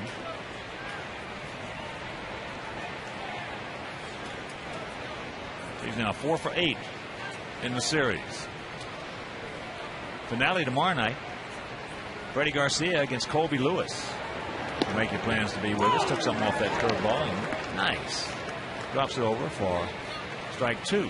I was watching pitchers batting practice today. And I got to tell you something. Freddie Garcia swings the bat like a hitter, not like a pitcher. He can hit it. Now, granted, Juan Nieves was pitching. I don't think he's going to face him, but he had by far the best swing of any of the pitchers who hit today. That means that Sergio didn't hit today.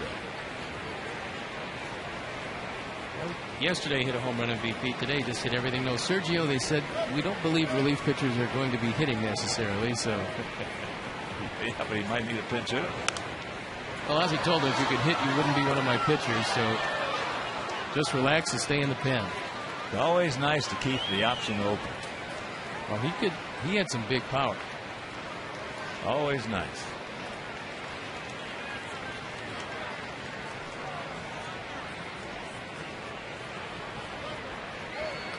The 1-2 pitch.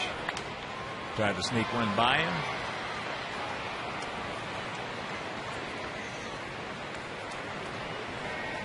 If you're just joining us, Rangers 3 in the first, 2 in the second, 1 in the third, 2 in the fifth.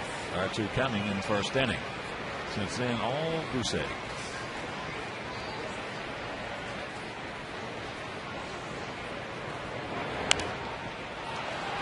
He had a good pitch to hit right there, a cookie, and couldn't do anything with it.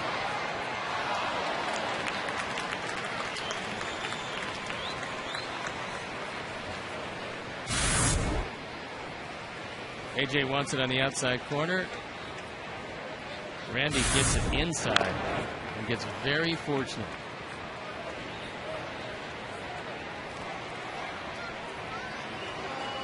Outfield about equidistant. They're spread out.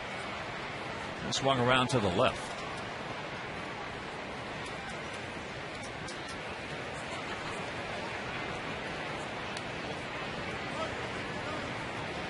Late in the ball game in Toronto, 7-2 Tampa Bay. As that's hit some dirt and kicked it back fair. Sometimes you get real lucky. AJ just looking at it, close out the baseball to see if he can push it in foul territory. That ball started in foul territory, and there's an example why you should always run. It started in foul territory, then took a kick.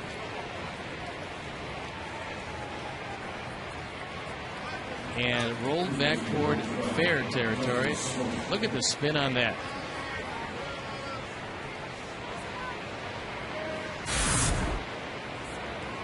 So the 2 left-handed hitters, 2 soft singles.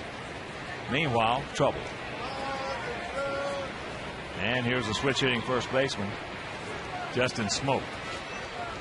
Well, he's had some big problems from the right side. Hitting just .059 as a right-hand hitter.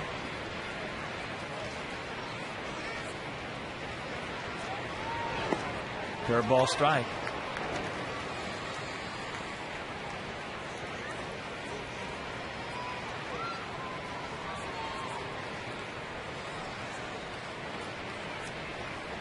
No activity. No, it's Randy's ball. And that's popped up right side. Only a long way to go. Long way to go. He's there. Makes the catch. Now here's a tag at second by Hamilton. So he'll move into third.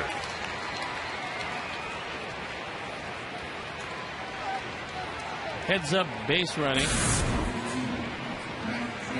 Good play by Paul. This is a tough play. He's the only one who can get to it.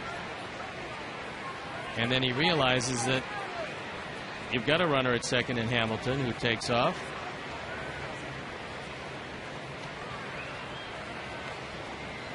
It also took Alexi toward second base so that Murphy couldn't think of going over. And here's Trainer, who's 2 for 3, a 2-run double and a solo homer.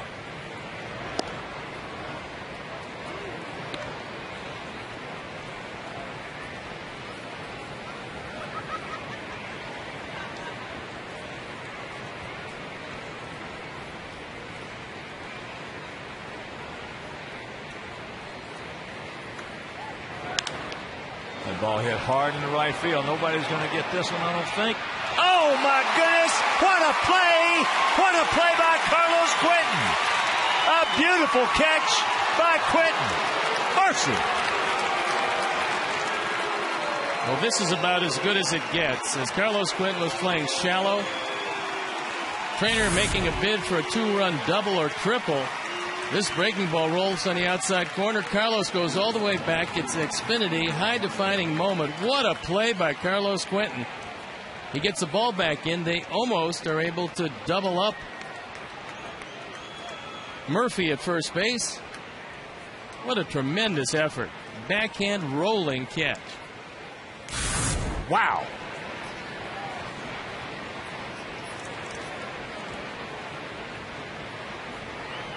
So here's Blanco. He's 0 for 1 with a walk. He was hit last inning in the right heel and then came around to score. That's one of the best catches we have seen all year long. Pulled the string on him and the count 1-1.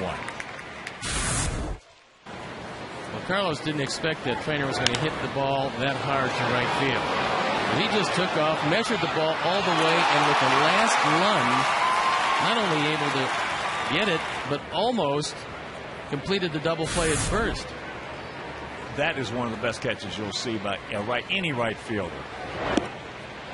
That curveball strike and a count 1-2. That you don't see that very often. That's a Dwight Evans, Roberto Clemente type catch right there.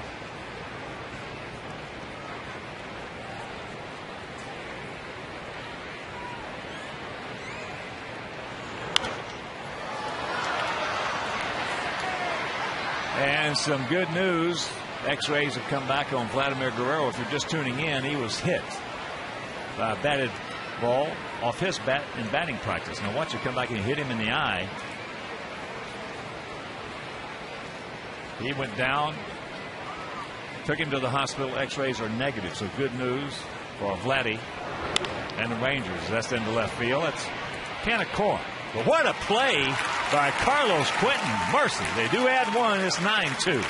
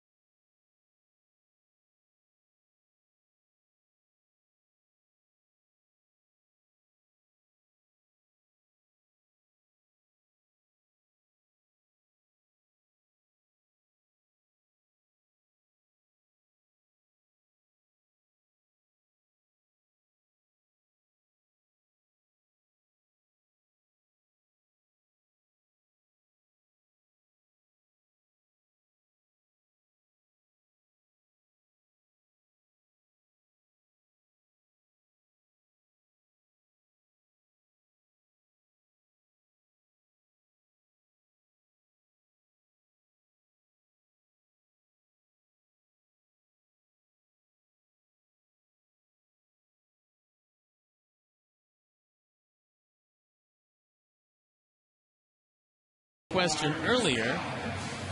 Here's the results so far. Eddie Niemi as the catcher. There's still time to vote on which current Blackhawks player would make the best White Sox player. So again, final results will be on the U.S. Cellular post-game show after the game. Hence the post-game show. That's why they call it the post-game show. Yes, sir. Omar Vizquel, 1 for 2, an RBI double and a run scored.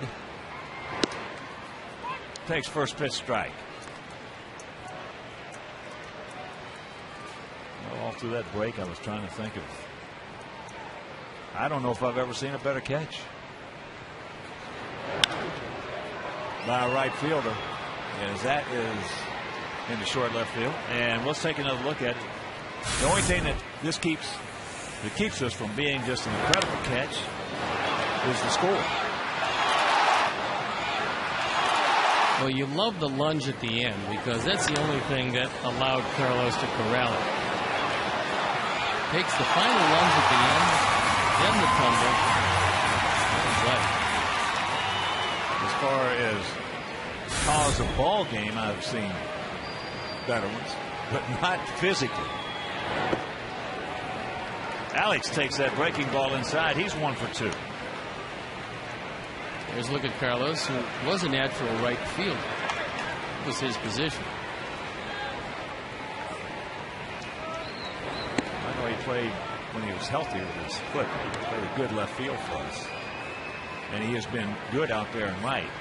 But that takes it to another little level right there.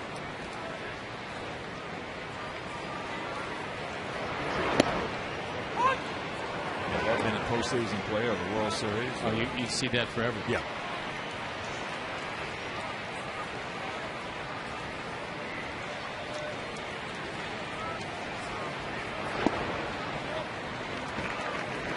And the count 3-1. Last time up, Alex took Josh Hamilton right back up against the fence.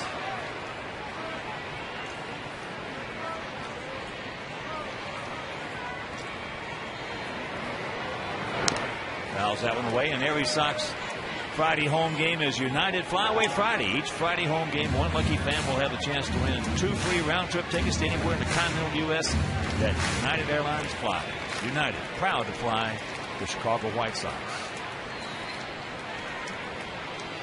Mark, Sparky, Seipold, and the crew. Coach Hoffsummer, one of our main pilots, do a great job.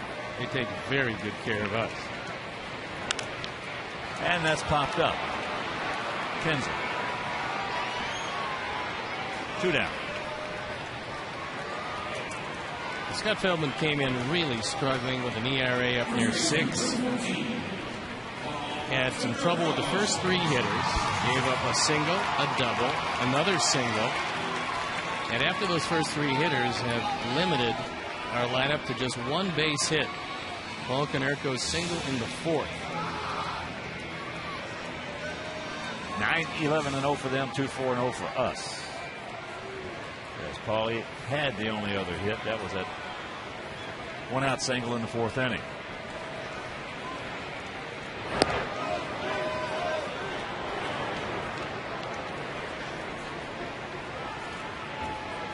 Feldman 26-26 in his career.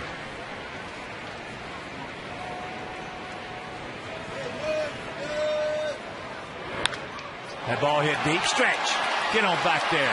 Hamilton looks up. You can put it on the board. Yeah.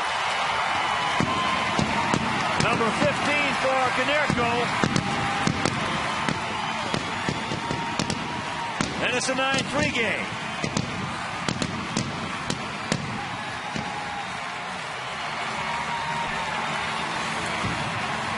Two runs batted in on a couple of hits. That one, our Ford home run replay. Feldman tries to get it inside. Paul has other ideas. 15 and 37 in the power numbers. First pitch, breaking ball strike to Andrew Jones, who is 0 for 1 with a walk.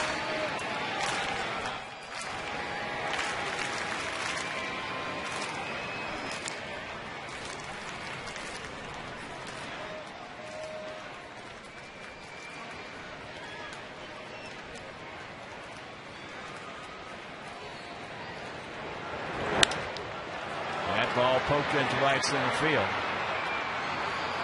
Borbon is there, makes the catch, but the home run by Paulie will go to the 7th, trailing by 6.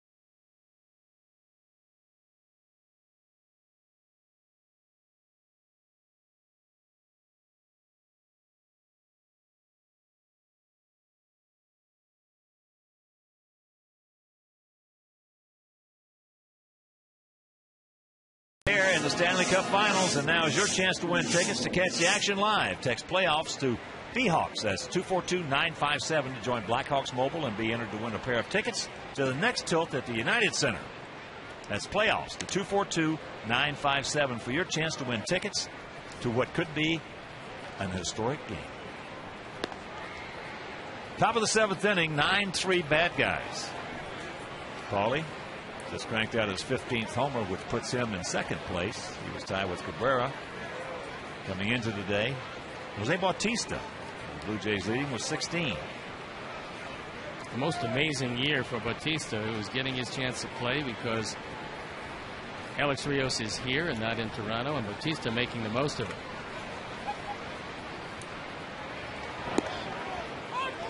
Julio Bourbon takes strike one. He is 0 for 3.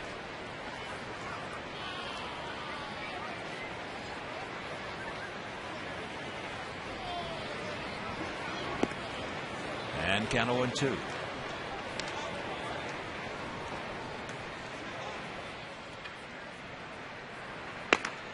Paulie also tied for 8th with those 37 RBIs coming into the day now. We don't know what Morneau is going to do, or Wells, or Adrian Beltre of the Red Sox. Oh, what a got off to a terrible start, but having a terrific year. And I mean, first 3 weeks was just absolutely brutal. A few people interested in Mike Lowell. Yeah, first thing you got to ask about him is his health.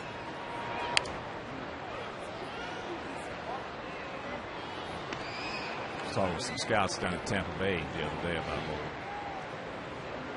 They looking to replace Longoria? Oh, not yet. Maybe if he goes 0 for 12. Give him another 15 years and they'll be After interested. that article on Joe Madden, if he goes 0 for 12, Longoria's in trouble. He gone. 1 out.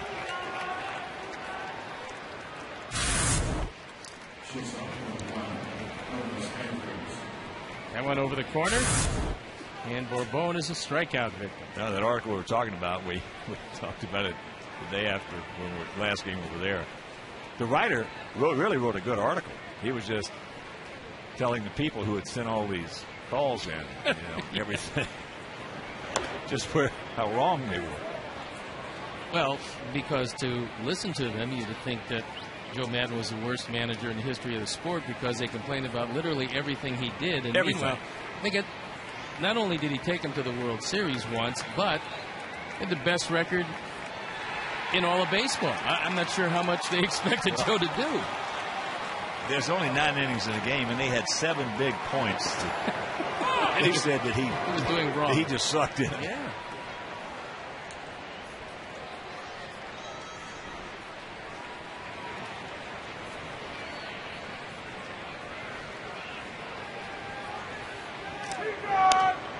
That ball poked, get foul.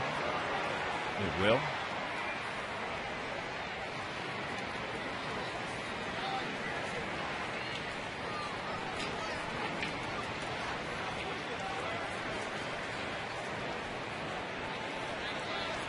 Baltimore having some problems with the boys from the Bronx. They beat them 9-1 today. That's right. So that's Cleveland 3-0. And where do you see the highlights of that game? The last out. Or next to the last out, I should say. As Andrus is gone, 2 down. Costing Armando Galarraga a perfect game.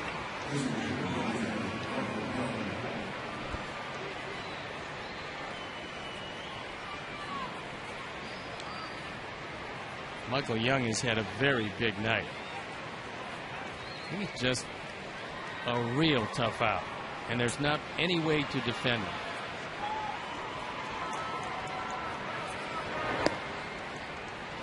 One of the better players in this game.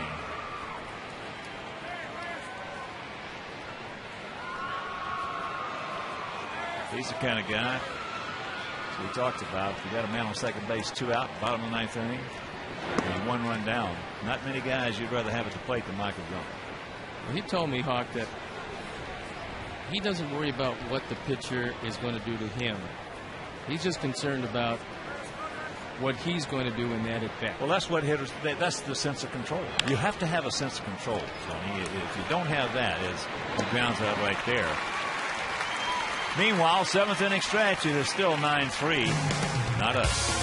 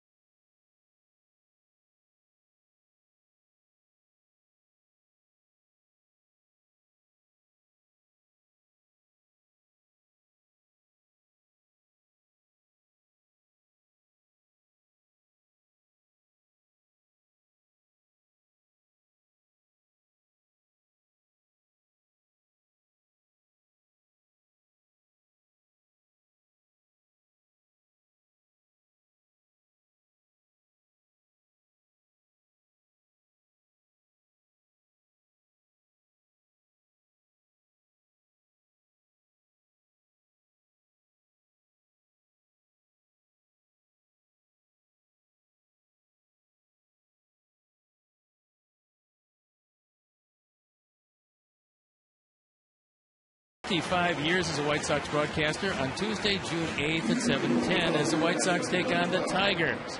Hawk Harrelson night presented by Comcast Sportsnet. Comcast Sportsnet, fans' best friend. Wow, 25 years. Whew. Amazing. That's a good run. Another 25 would be a better run. That's pushing the envelope a little bit too far, you know, Harold. You never know. Here's AJ. Twice he has gone out to second base, but you know, let's get back to what Michael Young was telling me. Is that ball hit into right field? Murphy drops the ball, cannot hang on to it. So AJ will start it off with a double.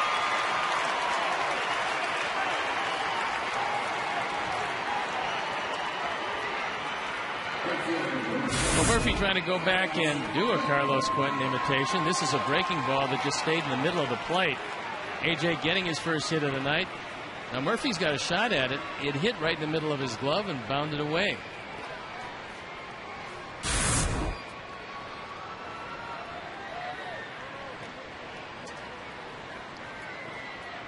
So here's Carlos. AJ picks up his 12th two-bagger. Carlos 0 for 2. He's grounded to short and he's grounded to third. The good hitters, they don't particularly care about what the pitcher is trying to do. They will control the plate. They will create their own strike zone.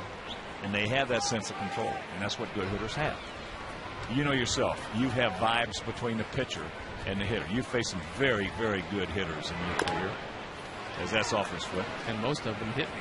Well, but there were some that did not. And the ones that did not, certainly you probably had a good sense of control against them. Because you know if you got about where you threw it about where you wanted, you had them. That's Michael Young, that's a perfect way to put it. I don't care what pitcher's going to do. When they walk to that plate, especially with a man on third and less than 2 outs, they're actually saying to themselves and looking at that pitcher, that guy's in trouble. That guy's in trouble. It changes the whole mindset. He told me that he only shifts in the batter's box on one pitcher in the game, and that was Tim Wakefield. Yeah, that knuckleball. That ball hit high and deep in the center field. Corbin makes the catch. AJ's going to tag. He'll move into third. So that is 1 out. Now you can control your own strike zone physically and or mentally. You can cheat mentally like you can cheat physically. It's like an infielder. He can cheat by moving, okay, as the pitch is being thrown. Say you're going to throw a slow curve ball to a left-handed hitter. And he can start moving if it's a second baseman to his left, maybe a step before the ball's hit. Yes. Or he can do it mentally without moving, yet he's leaning that way and he's jumping that way. Well, good center fielders do that. In fact, sure they do. Looking at good center fielders, it almost seems like they are on the move before the guy hits the ball. Here's Alexei. Takes the curveball strike. But what Young was saying was he doesn't move in the box, but what he does do is think about taking the ball right back through the middle. Basically, the shortstop through the second baseman, taking it there, and then letting the pitch dictate where he actually hits it. Shot foul. Well, he's hitting off the fastball. He's well off the plate, so he can think that way. Right. Now, the closer he gets to the plate, if you're off the plate, you're going to be thinking either right, center, or center. The closer you move on the plate, the right-handed hitter to the right-handed pitcher, the more your center field moves into left center. And the more you got to think about pulling, the closer you get to the plate. So he doesn't have to worry about pulling. No, doesn't think but what about he it. will pull is something off speed. He pulls the breaking ball, pulls a changeup. Especially the change. Yeah, he takes the fastball and hits it back up the middle, or he will hit it to right center on occasion. He's got pretty big power to all field. Well, you didn't pitch against Tony, I believe. No, fortunately I did not. But I want to tell you, he was the absolute epitome of how a guy should approach the art of hitting. Even with those bad knees that he had, which is probably going to keep him out of the Hall of Fame. He might be the best hitter that's not in Cooperstown. And if you talk to pitchers and guys who played against him, what he did was he took off most pitchers who had 3 or 4 pitches. He would take their fastball and he would foul it over the third base dugout. Keep fouling it away, unless he had to count.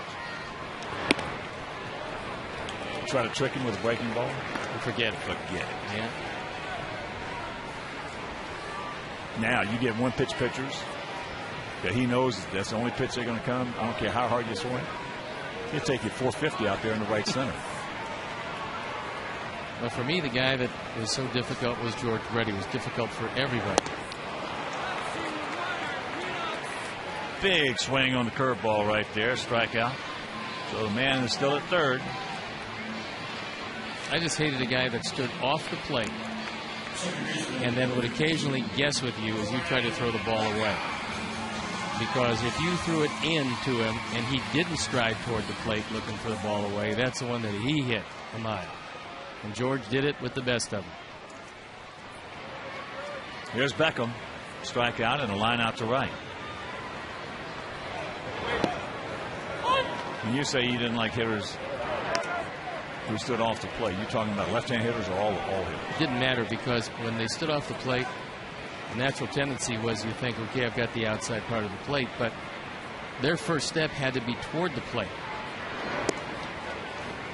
And they would go after the ball away. However, occasionally you're trying to get the ball inside thinking they're going to stride at the plate to cover the outside corner. They're not striding there. Then you've got big problems. There's a chopper. Blanco, bare hand, nice play. Wow. And they just do get him. He has made 2 really good plays down at third base, taking a base hit away from Beckham. Meanwhile, it is still 9-3 Rangers.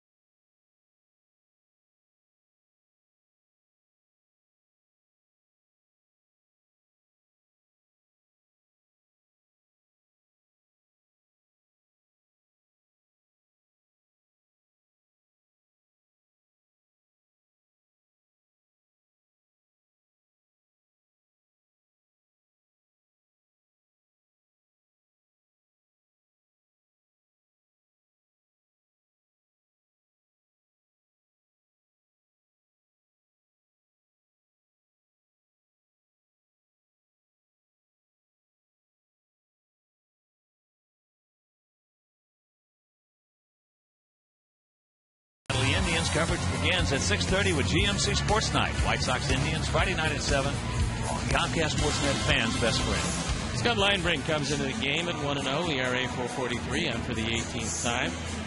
He is the 4th Sox pitcher of the night. Gavin Floyd went 2 2/3. Tony Pena 2 1/3. Randy Williams 2. Now Scott Linebrink comes in.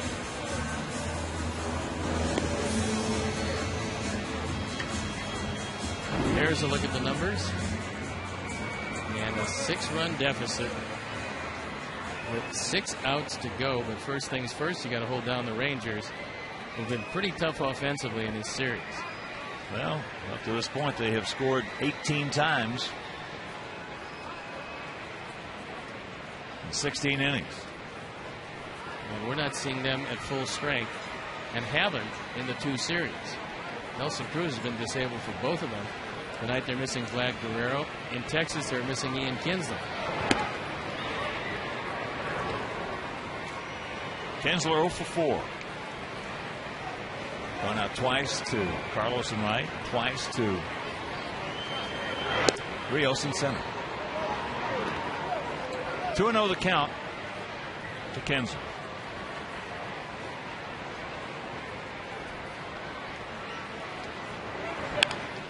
Nice 2-0 pitch. Especially to an aggressive hitter.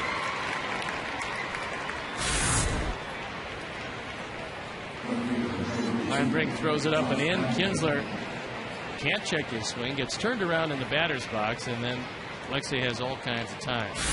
Pitchers love to see that. So here's Hamilton. 3 for 4. 3 singles. All 3 soft singles. No, excuse me. The first one was a bullet into right field, and the next 2 were real soft.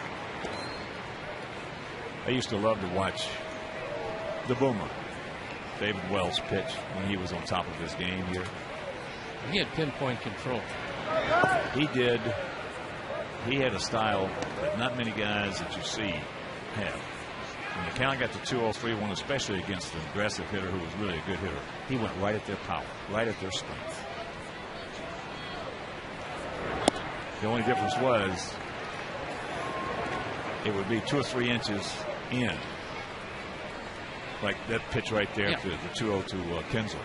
Well, it's okay to throw the fastball. You just like to make it look like it's going to be in the zone. The thing that I always noticed about Wells was he had such a big motion, and yet he could throw any pitch anywhere he wanted to, and he did that his entire career.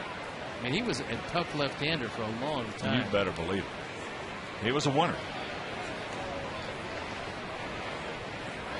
And he would take the ball each and every trip. He would pitch. When he was with us, he pitched in such pain that you couldn't really believe. It was painful. Cotton candy, a dentist's best friend. I love cotton candy. Ooh.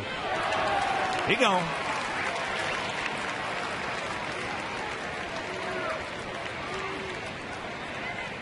Hamilton strikes out for the second time. Normally when a catcher sets up away, the ball's in. The umpire won't give you the benefit of the call, but that ball had the entire inside corner. Here's Murphy. 2 for 4 tonight. 5 for 9 in the series.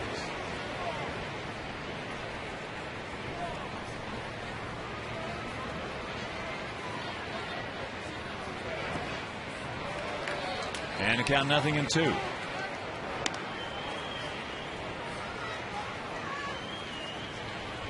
Boston beats Oakland at Fenway.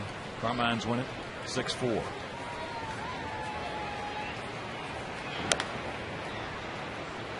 Top of the 8th at Kauffman Stadium.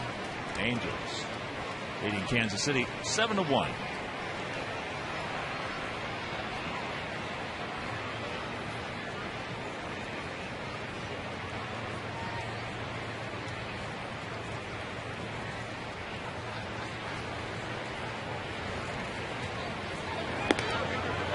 Just off the plate.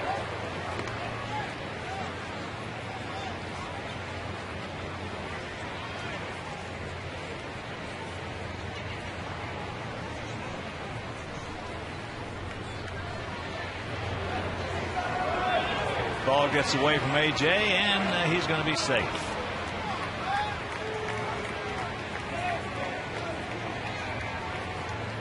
This is a wild pitch.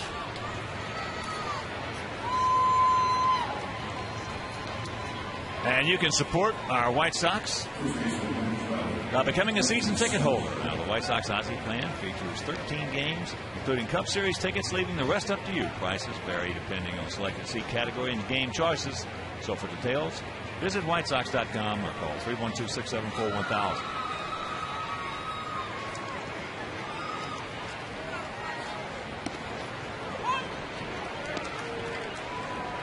Strike to Smoke.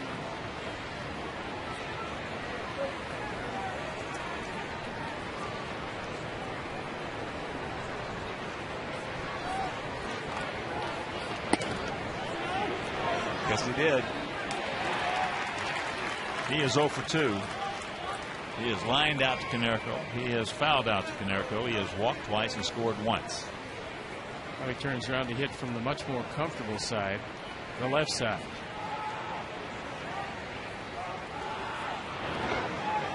About a 52-footer right there. Nice stop again by AJ.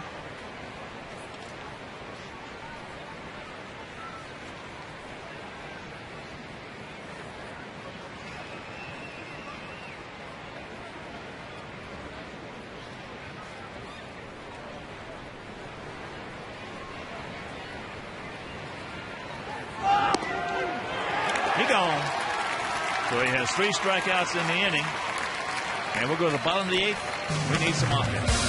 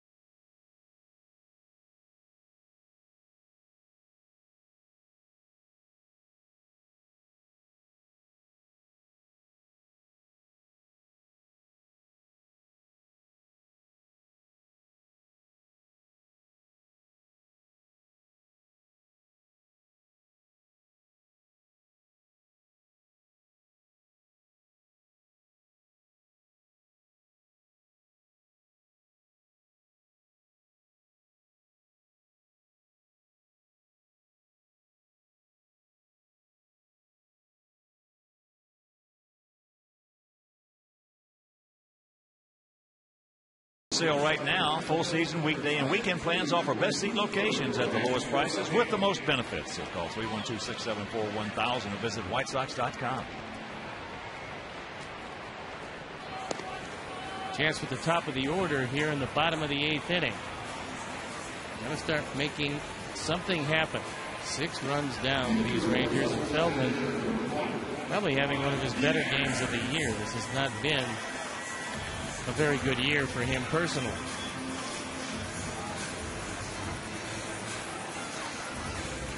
Rain starting to fall. And we understand it's got a chance to be a nasty band coming through.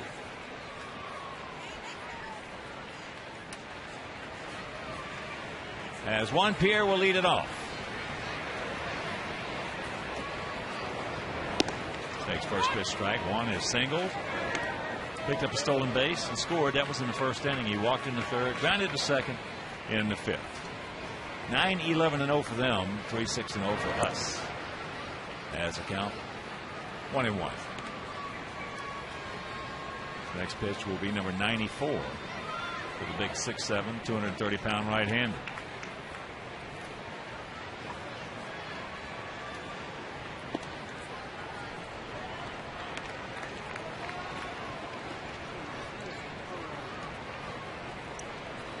2 home runs in the ball game, one by Matt Trainer for them and one by Paul Konerko for us.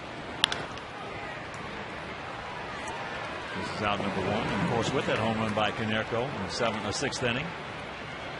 Alex Snellius family will donate $100 to White Sox charities for every Sox homer hit throughout the course of the season. That is number 59, so $5,900 donated by Alex Snellius in loving memory of Ursel.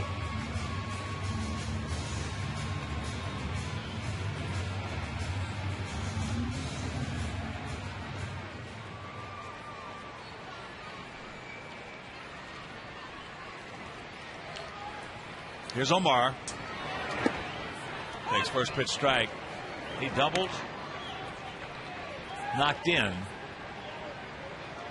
Pierre in the first. And then he scored.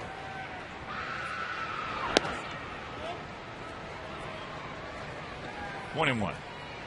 Outfield playing Omar drastically to the opposite field. He pulls this into right center and run for a while.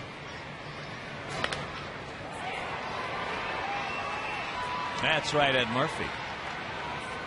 So 2 down. Well, Omar. He certainly is something.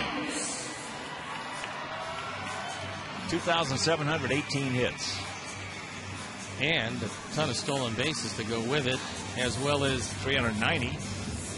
Maybe, I mean, it's hard to say somebody was the greatest infielder around, but he's just been so magnificent. Talked to the Rangers people, and last year Michael Young hurt himself in a ball game, and Omar hadn't played third base in I don't know how long. They just put him into third, and the guy told me Omar made one of the greatest plays he'd ever seen at third base. That was against us. Without ever being there. That was against us. Omar started laughing after he made it. I mean, the guy has just amazing hands and great instincts for the game. Well, to put it some of his offense in perspective, he's only 3 hits behind Lou Gehrig for 55th place. It's really amazing when you consider when he came up with Seattle. I mean, he was traded for Felix Fermin, and they didn't think that he would hit. They knew that he could play defense. But that's fair. Sweet.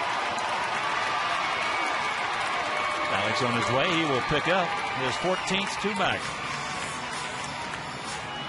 2 for 4 for Alex Rios, who's been the one constant offensively in this lineup that has been wildly inconsistent. From day one, Alex has just absolutely pounded the baseball.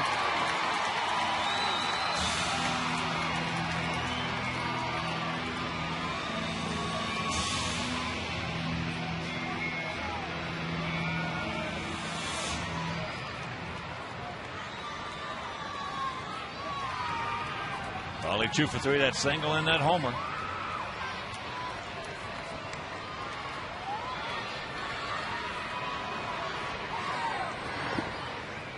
Breaking ball. Alex will move into third. Oh, goes a wild pitch.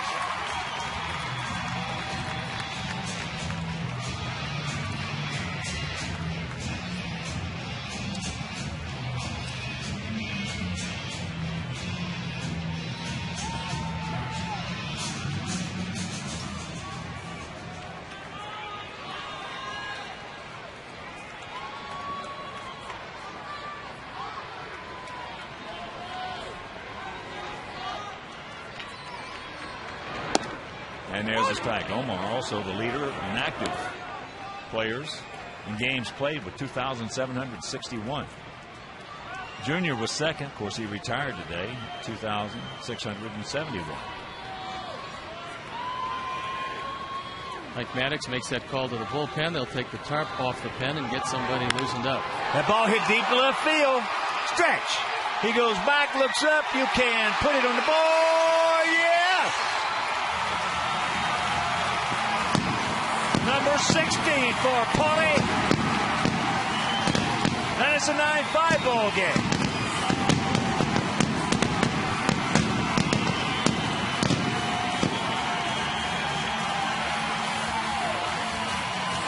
16-39, and for Paul, 4 runs batted in, 3 for 4, his second home run, our 4th home run replay. The second time he tries to get a fastball inside on Paul, and the second time he hits it almost in the same spot. Through the raindrops. Now Feldman can't believe it. But if he did it the first time and he threw it in the same spot, at least he's got a chance. So here's Andrew. Takes outside.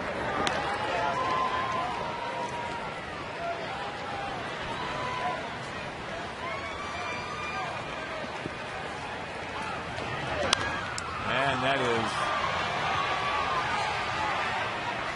out of play right side. Rain starting to really come down. And we were told it was sitting around, waiting to come over the ballpark. Hoped that it would miss us, but here it is.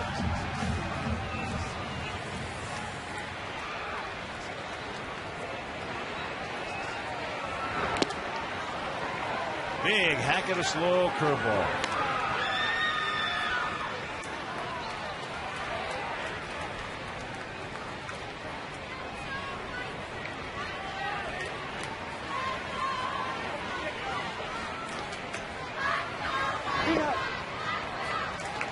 Feldman throws that one in the dirt.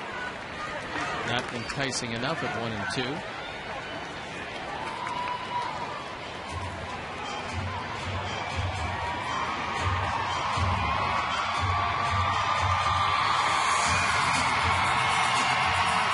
Two out, 2 balls, 2 strikes.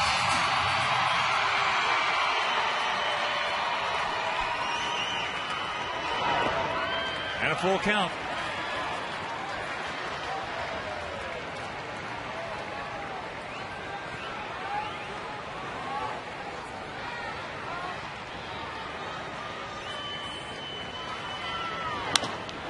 And that's out of play right side.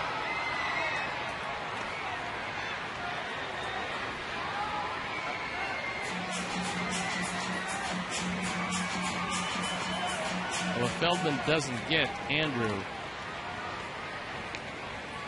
odds are pretty good that they'll go to the pen. And that's just off the corner. So that's ball 4.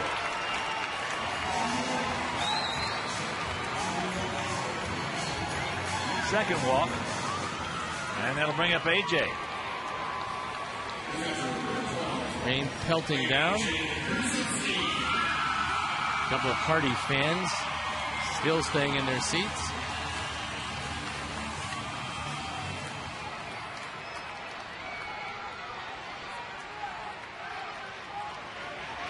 AJ takes one out of here. It could get very interesting.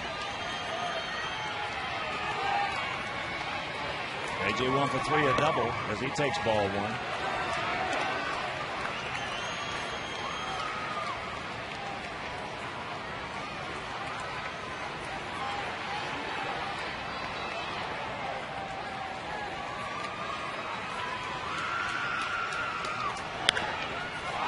And there's a little fister, looper, and that'll retire the side. But the 2-run homer by Paul Konerko will go to the ninth as 9-5 Rangers.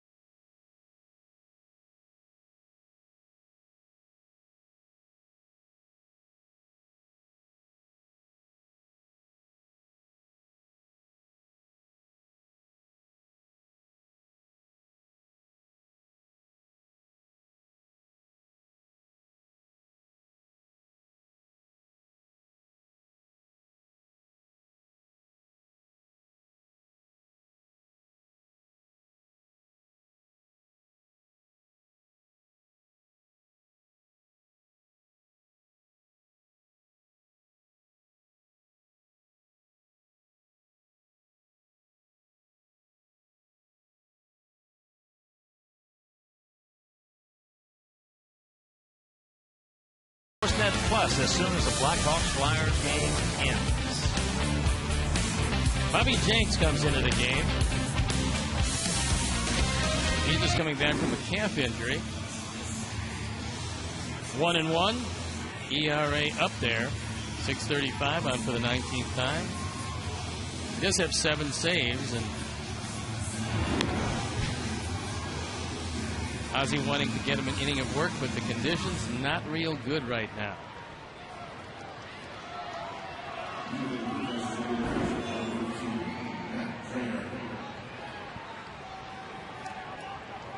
So it'll be Trainer, Blanco, and Bourbon here in the top of the 9th inning. Just tuning in, Rangers 3 in the first, 2 in the second, 1 in the third, 2 in the fifth, 1 in the sixth. Red Sox 2 in the first, 1 in the sixth, and 2 in the eighth. Paulie with 2 home runs. Numbers 15 and 16. He now has 39 RBIs. And a big night with 4 of the 5 Sox runs.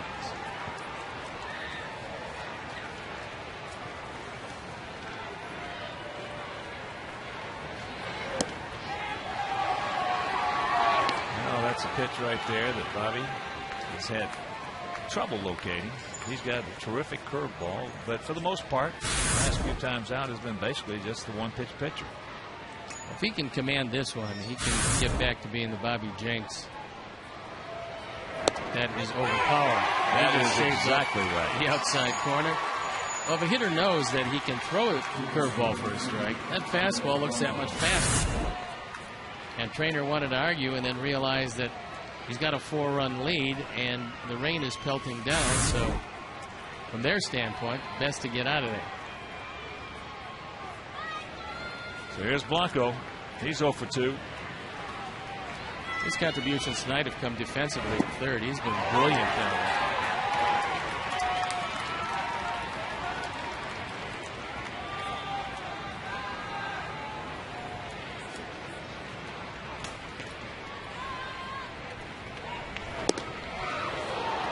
It's funny how you can look at the same pitch 3 different ways. You can take a guy with a 98. Bobby was touching 98 a couple times before he pulled that calf again. You can take a guy with a 98-mile-an-hour fastball, and there's 3 different slants to it from a hitting standpoint. There's that slant that if he is not getting his breaking ball over, it just slows that 98 up to about probably 92 or 3. If he's getting the breaking ball over, it speeds that 98 up to probably 101, 102. And then you got the 98 in the third dimension, because that's into left center field, and that's out number 2. But if he occasionally gets a breaking ball over or some other pitch off speed, then it's a true 98. Yeah. If the guy can't get any kind of wrinkled pitch over the plate, then they are going to catch up with the fastball. They're going to eat it alive. Not many hitters. I have to kind of laugh when everybody says this is a good fastball hitting team. Every team is a good fastball hitting team. Well, they are, but there are some that are better than others. Well, there's some teams that are just better hitter than others, but if you can't hit the fastball, you probably are not coming up from the minor leagues to play in the major league. What happens is there are a lot of guys that come up in the minor leagues who had the reason they're coming up is because they turn that fastball around. They were good fastball hitters. And what happens once they get up here, the thought process changes, because the difference in minor league pitching and major league pitching is like day and night. So now they get a little confused. It's not the same as it was they've been seeing for the last couple of months. That fastball looks a little faster. The slider looks a little quicker. Well, they also believe that they have to be able to hit the breaking ball or they can't play up here, and that's not the case. Not at all. You don't have to hit a breaking ball to play in the big leagues, to hit in the big leagues. If a guy gets 3 real good ones over, you're taking a seat anyway. Well, that's the difference in hitting coaches. That's the difference in hitting coaches. Well, when I say it's not the definitive, but it is one of the big differences, and that is, show me a hitting coach that knows that you don't have to be a good breaking ball hitter or a decent breaking ball hitter to play in the big leagues, and I'll show you a good hitting coach. You show me a hitting coach that tells his guys, well, you got to be able to hit that slider the one way. You got to be able to hit that curveball off this guy. I'll show you a bad hitting coach. And there are a lot of hitting coaches that I've heard of. Well, you got to be able to handle that slider down a bit. What are you going to do with it? You can ground to second if you're a right-hand hitter. There's a chopper. Omar on the move. And he can't quite get it. So Barbone will beat it out. I would think that would be a base hit. Yeah. It is. Bone gets down the line in a hurry. This is his first hit of the night. That throw off the mark. That's just a very tough play, throwing a very wet baseball.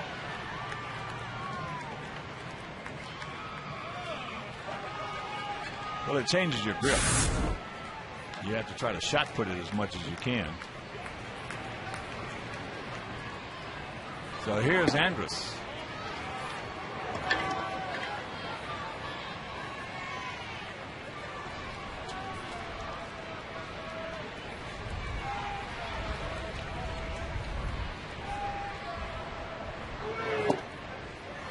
And the count 2-0.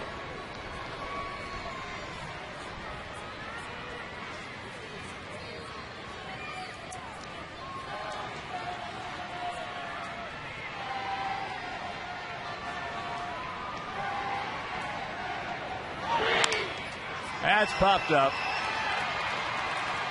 Carlos. And that'll do it. We'll go to the bottom of the ninth. We've got 3 outs to come up with 4.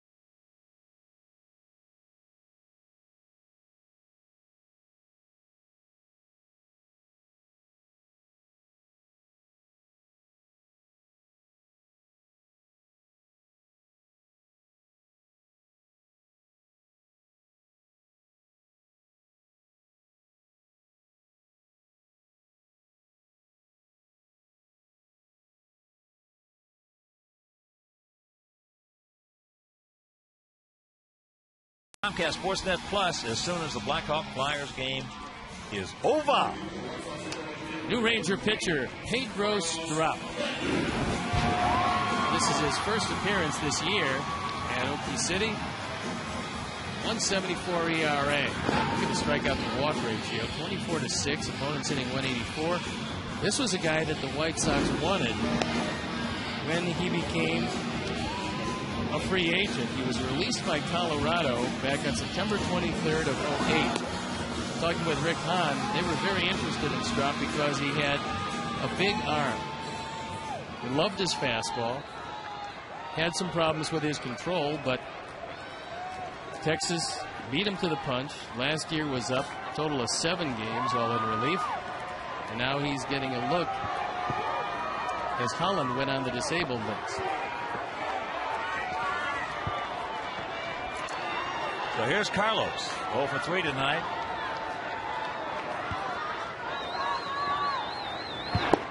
Takes first pitch strike, but what a play he made in right field. What a catch. One of the best catches you will ever see. Off Matt Trainer back in the 6th inning.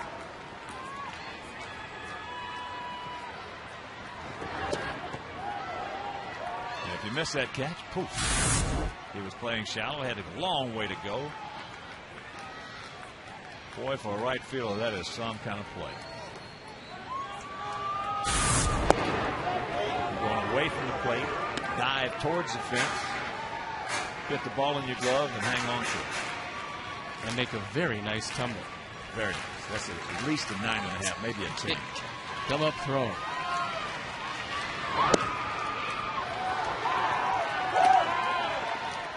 Two and one to count. About 24 years old. Not a big guy, 6 feet tall, 175 pounds, out of San Cristobal in the Dominican. Oh, he was all over it and just underneath it. That's been the big problem with Strop. The reason why he was released originally was his lack of control. Throws a fastball, and it's dead straight and right down the middle. And whatever you do, Carlos, do not bang your bat again. So the leadoff walk, we got a little something going here. And that'll bring up Alexei, who is 0 for 3 with a couple of strikeouts. You can't see Ron Washington being terribly patient with Pedro Strop. He used Francisco, Oliver, and Feliz for an inning last night, but his closer, Vitaly Feliz, didn't have an easy time of it, loading the bases with a 3-run lead, finally getting out of it with only 1 out. Was that fastball over at 95?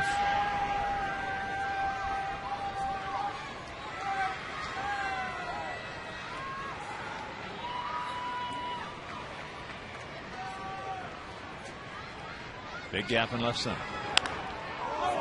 And a straight change.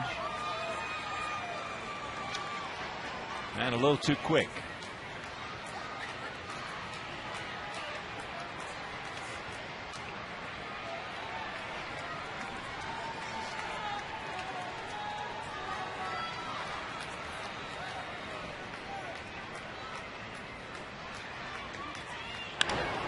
And that's out of play. Count hangs at 0-2.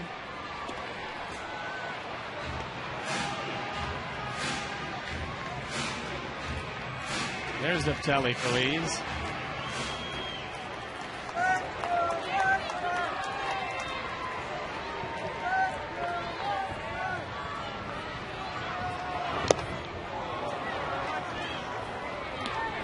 So the hat trick for Alexei. 1 down. Now Blanco comes over to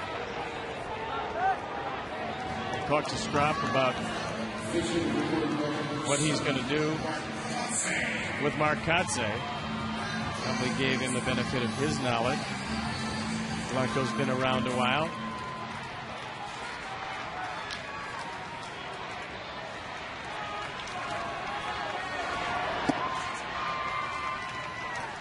Mark Kotsay.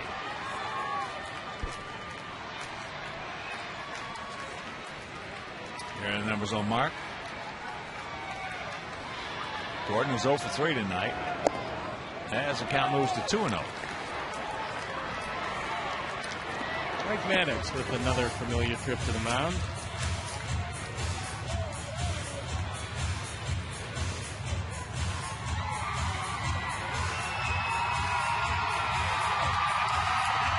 Trying to convince the youngster that you got a 4-run lead, and the easiest way to come out of this game is not to throw strikes.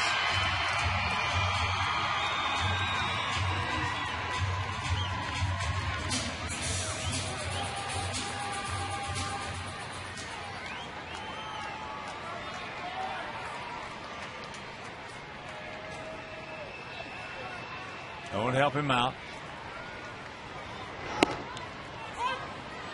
Taking one for the club right there. And the count 2-1. Kotsay, a lifetime .333 hitter as a pinch hitter. That's pretty good. That's very impressive. And this should be. And this ball game is over. So the Rangers come here, make it 2 in a row. They win 9-6 last night. They win 9-5 tonight. And let's check out our GMC player of the game. It is the catcher, Matt Trainer. 2-run double in the first inning, a home run, a solo shot in the third. Our GMC player of the game. Stoney? Not good. We're going to have to get a little better, Hawks, with the starting rotation because lately they're getting hit.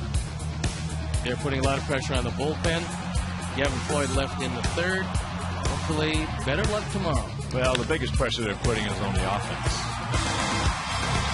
So for my partner, Steve Stone, our director, Jim Angier, our producer, Mike Leary, our associate producer, Dave Ross, our technical manager, Mark Harper, for Jim Cornell Jr., the executive producer, also for the mayor, Mean Joe Groove, and Mike Mayer, and Frank D'Amato. This is a Hawk. So long, everybody.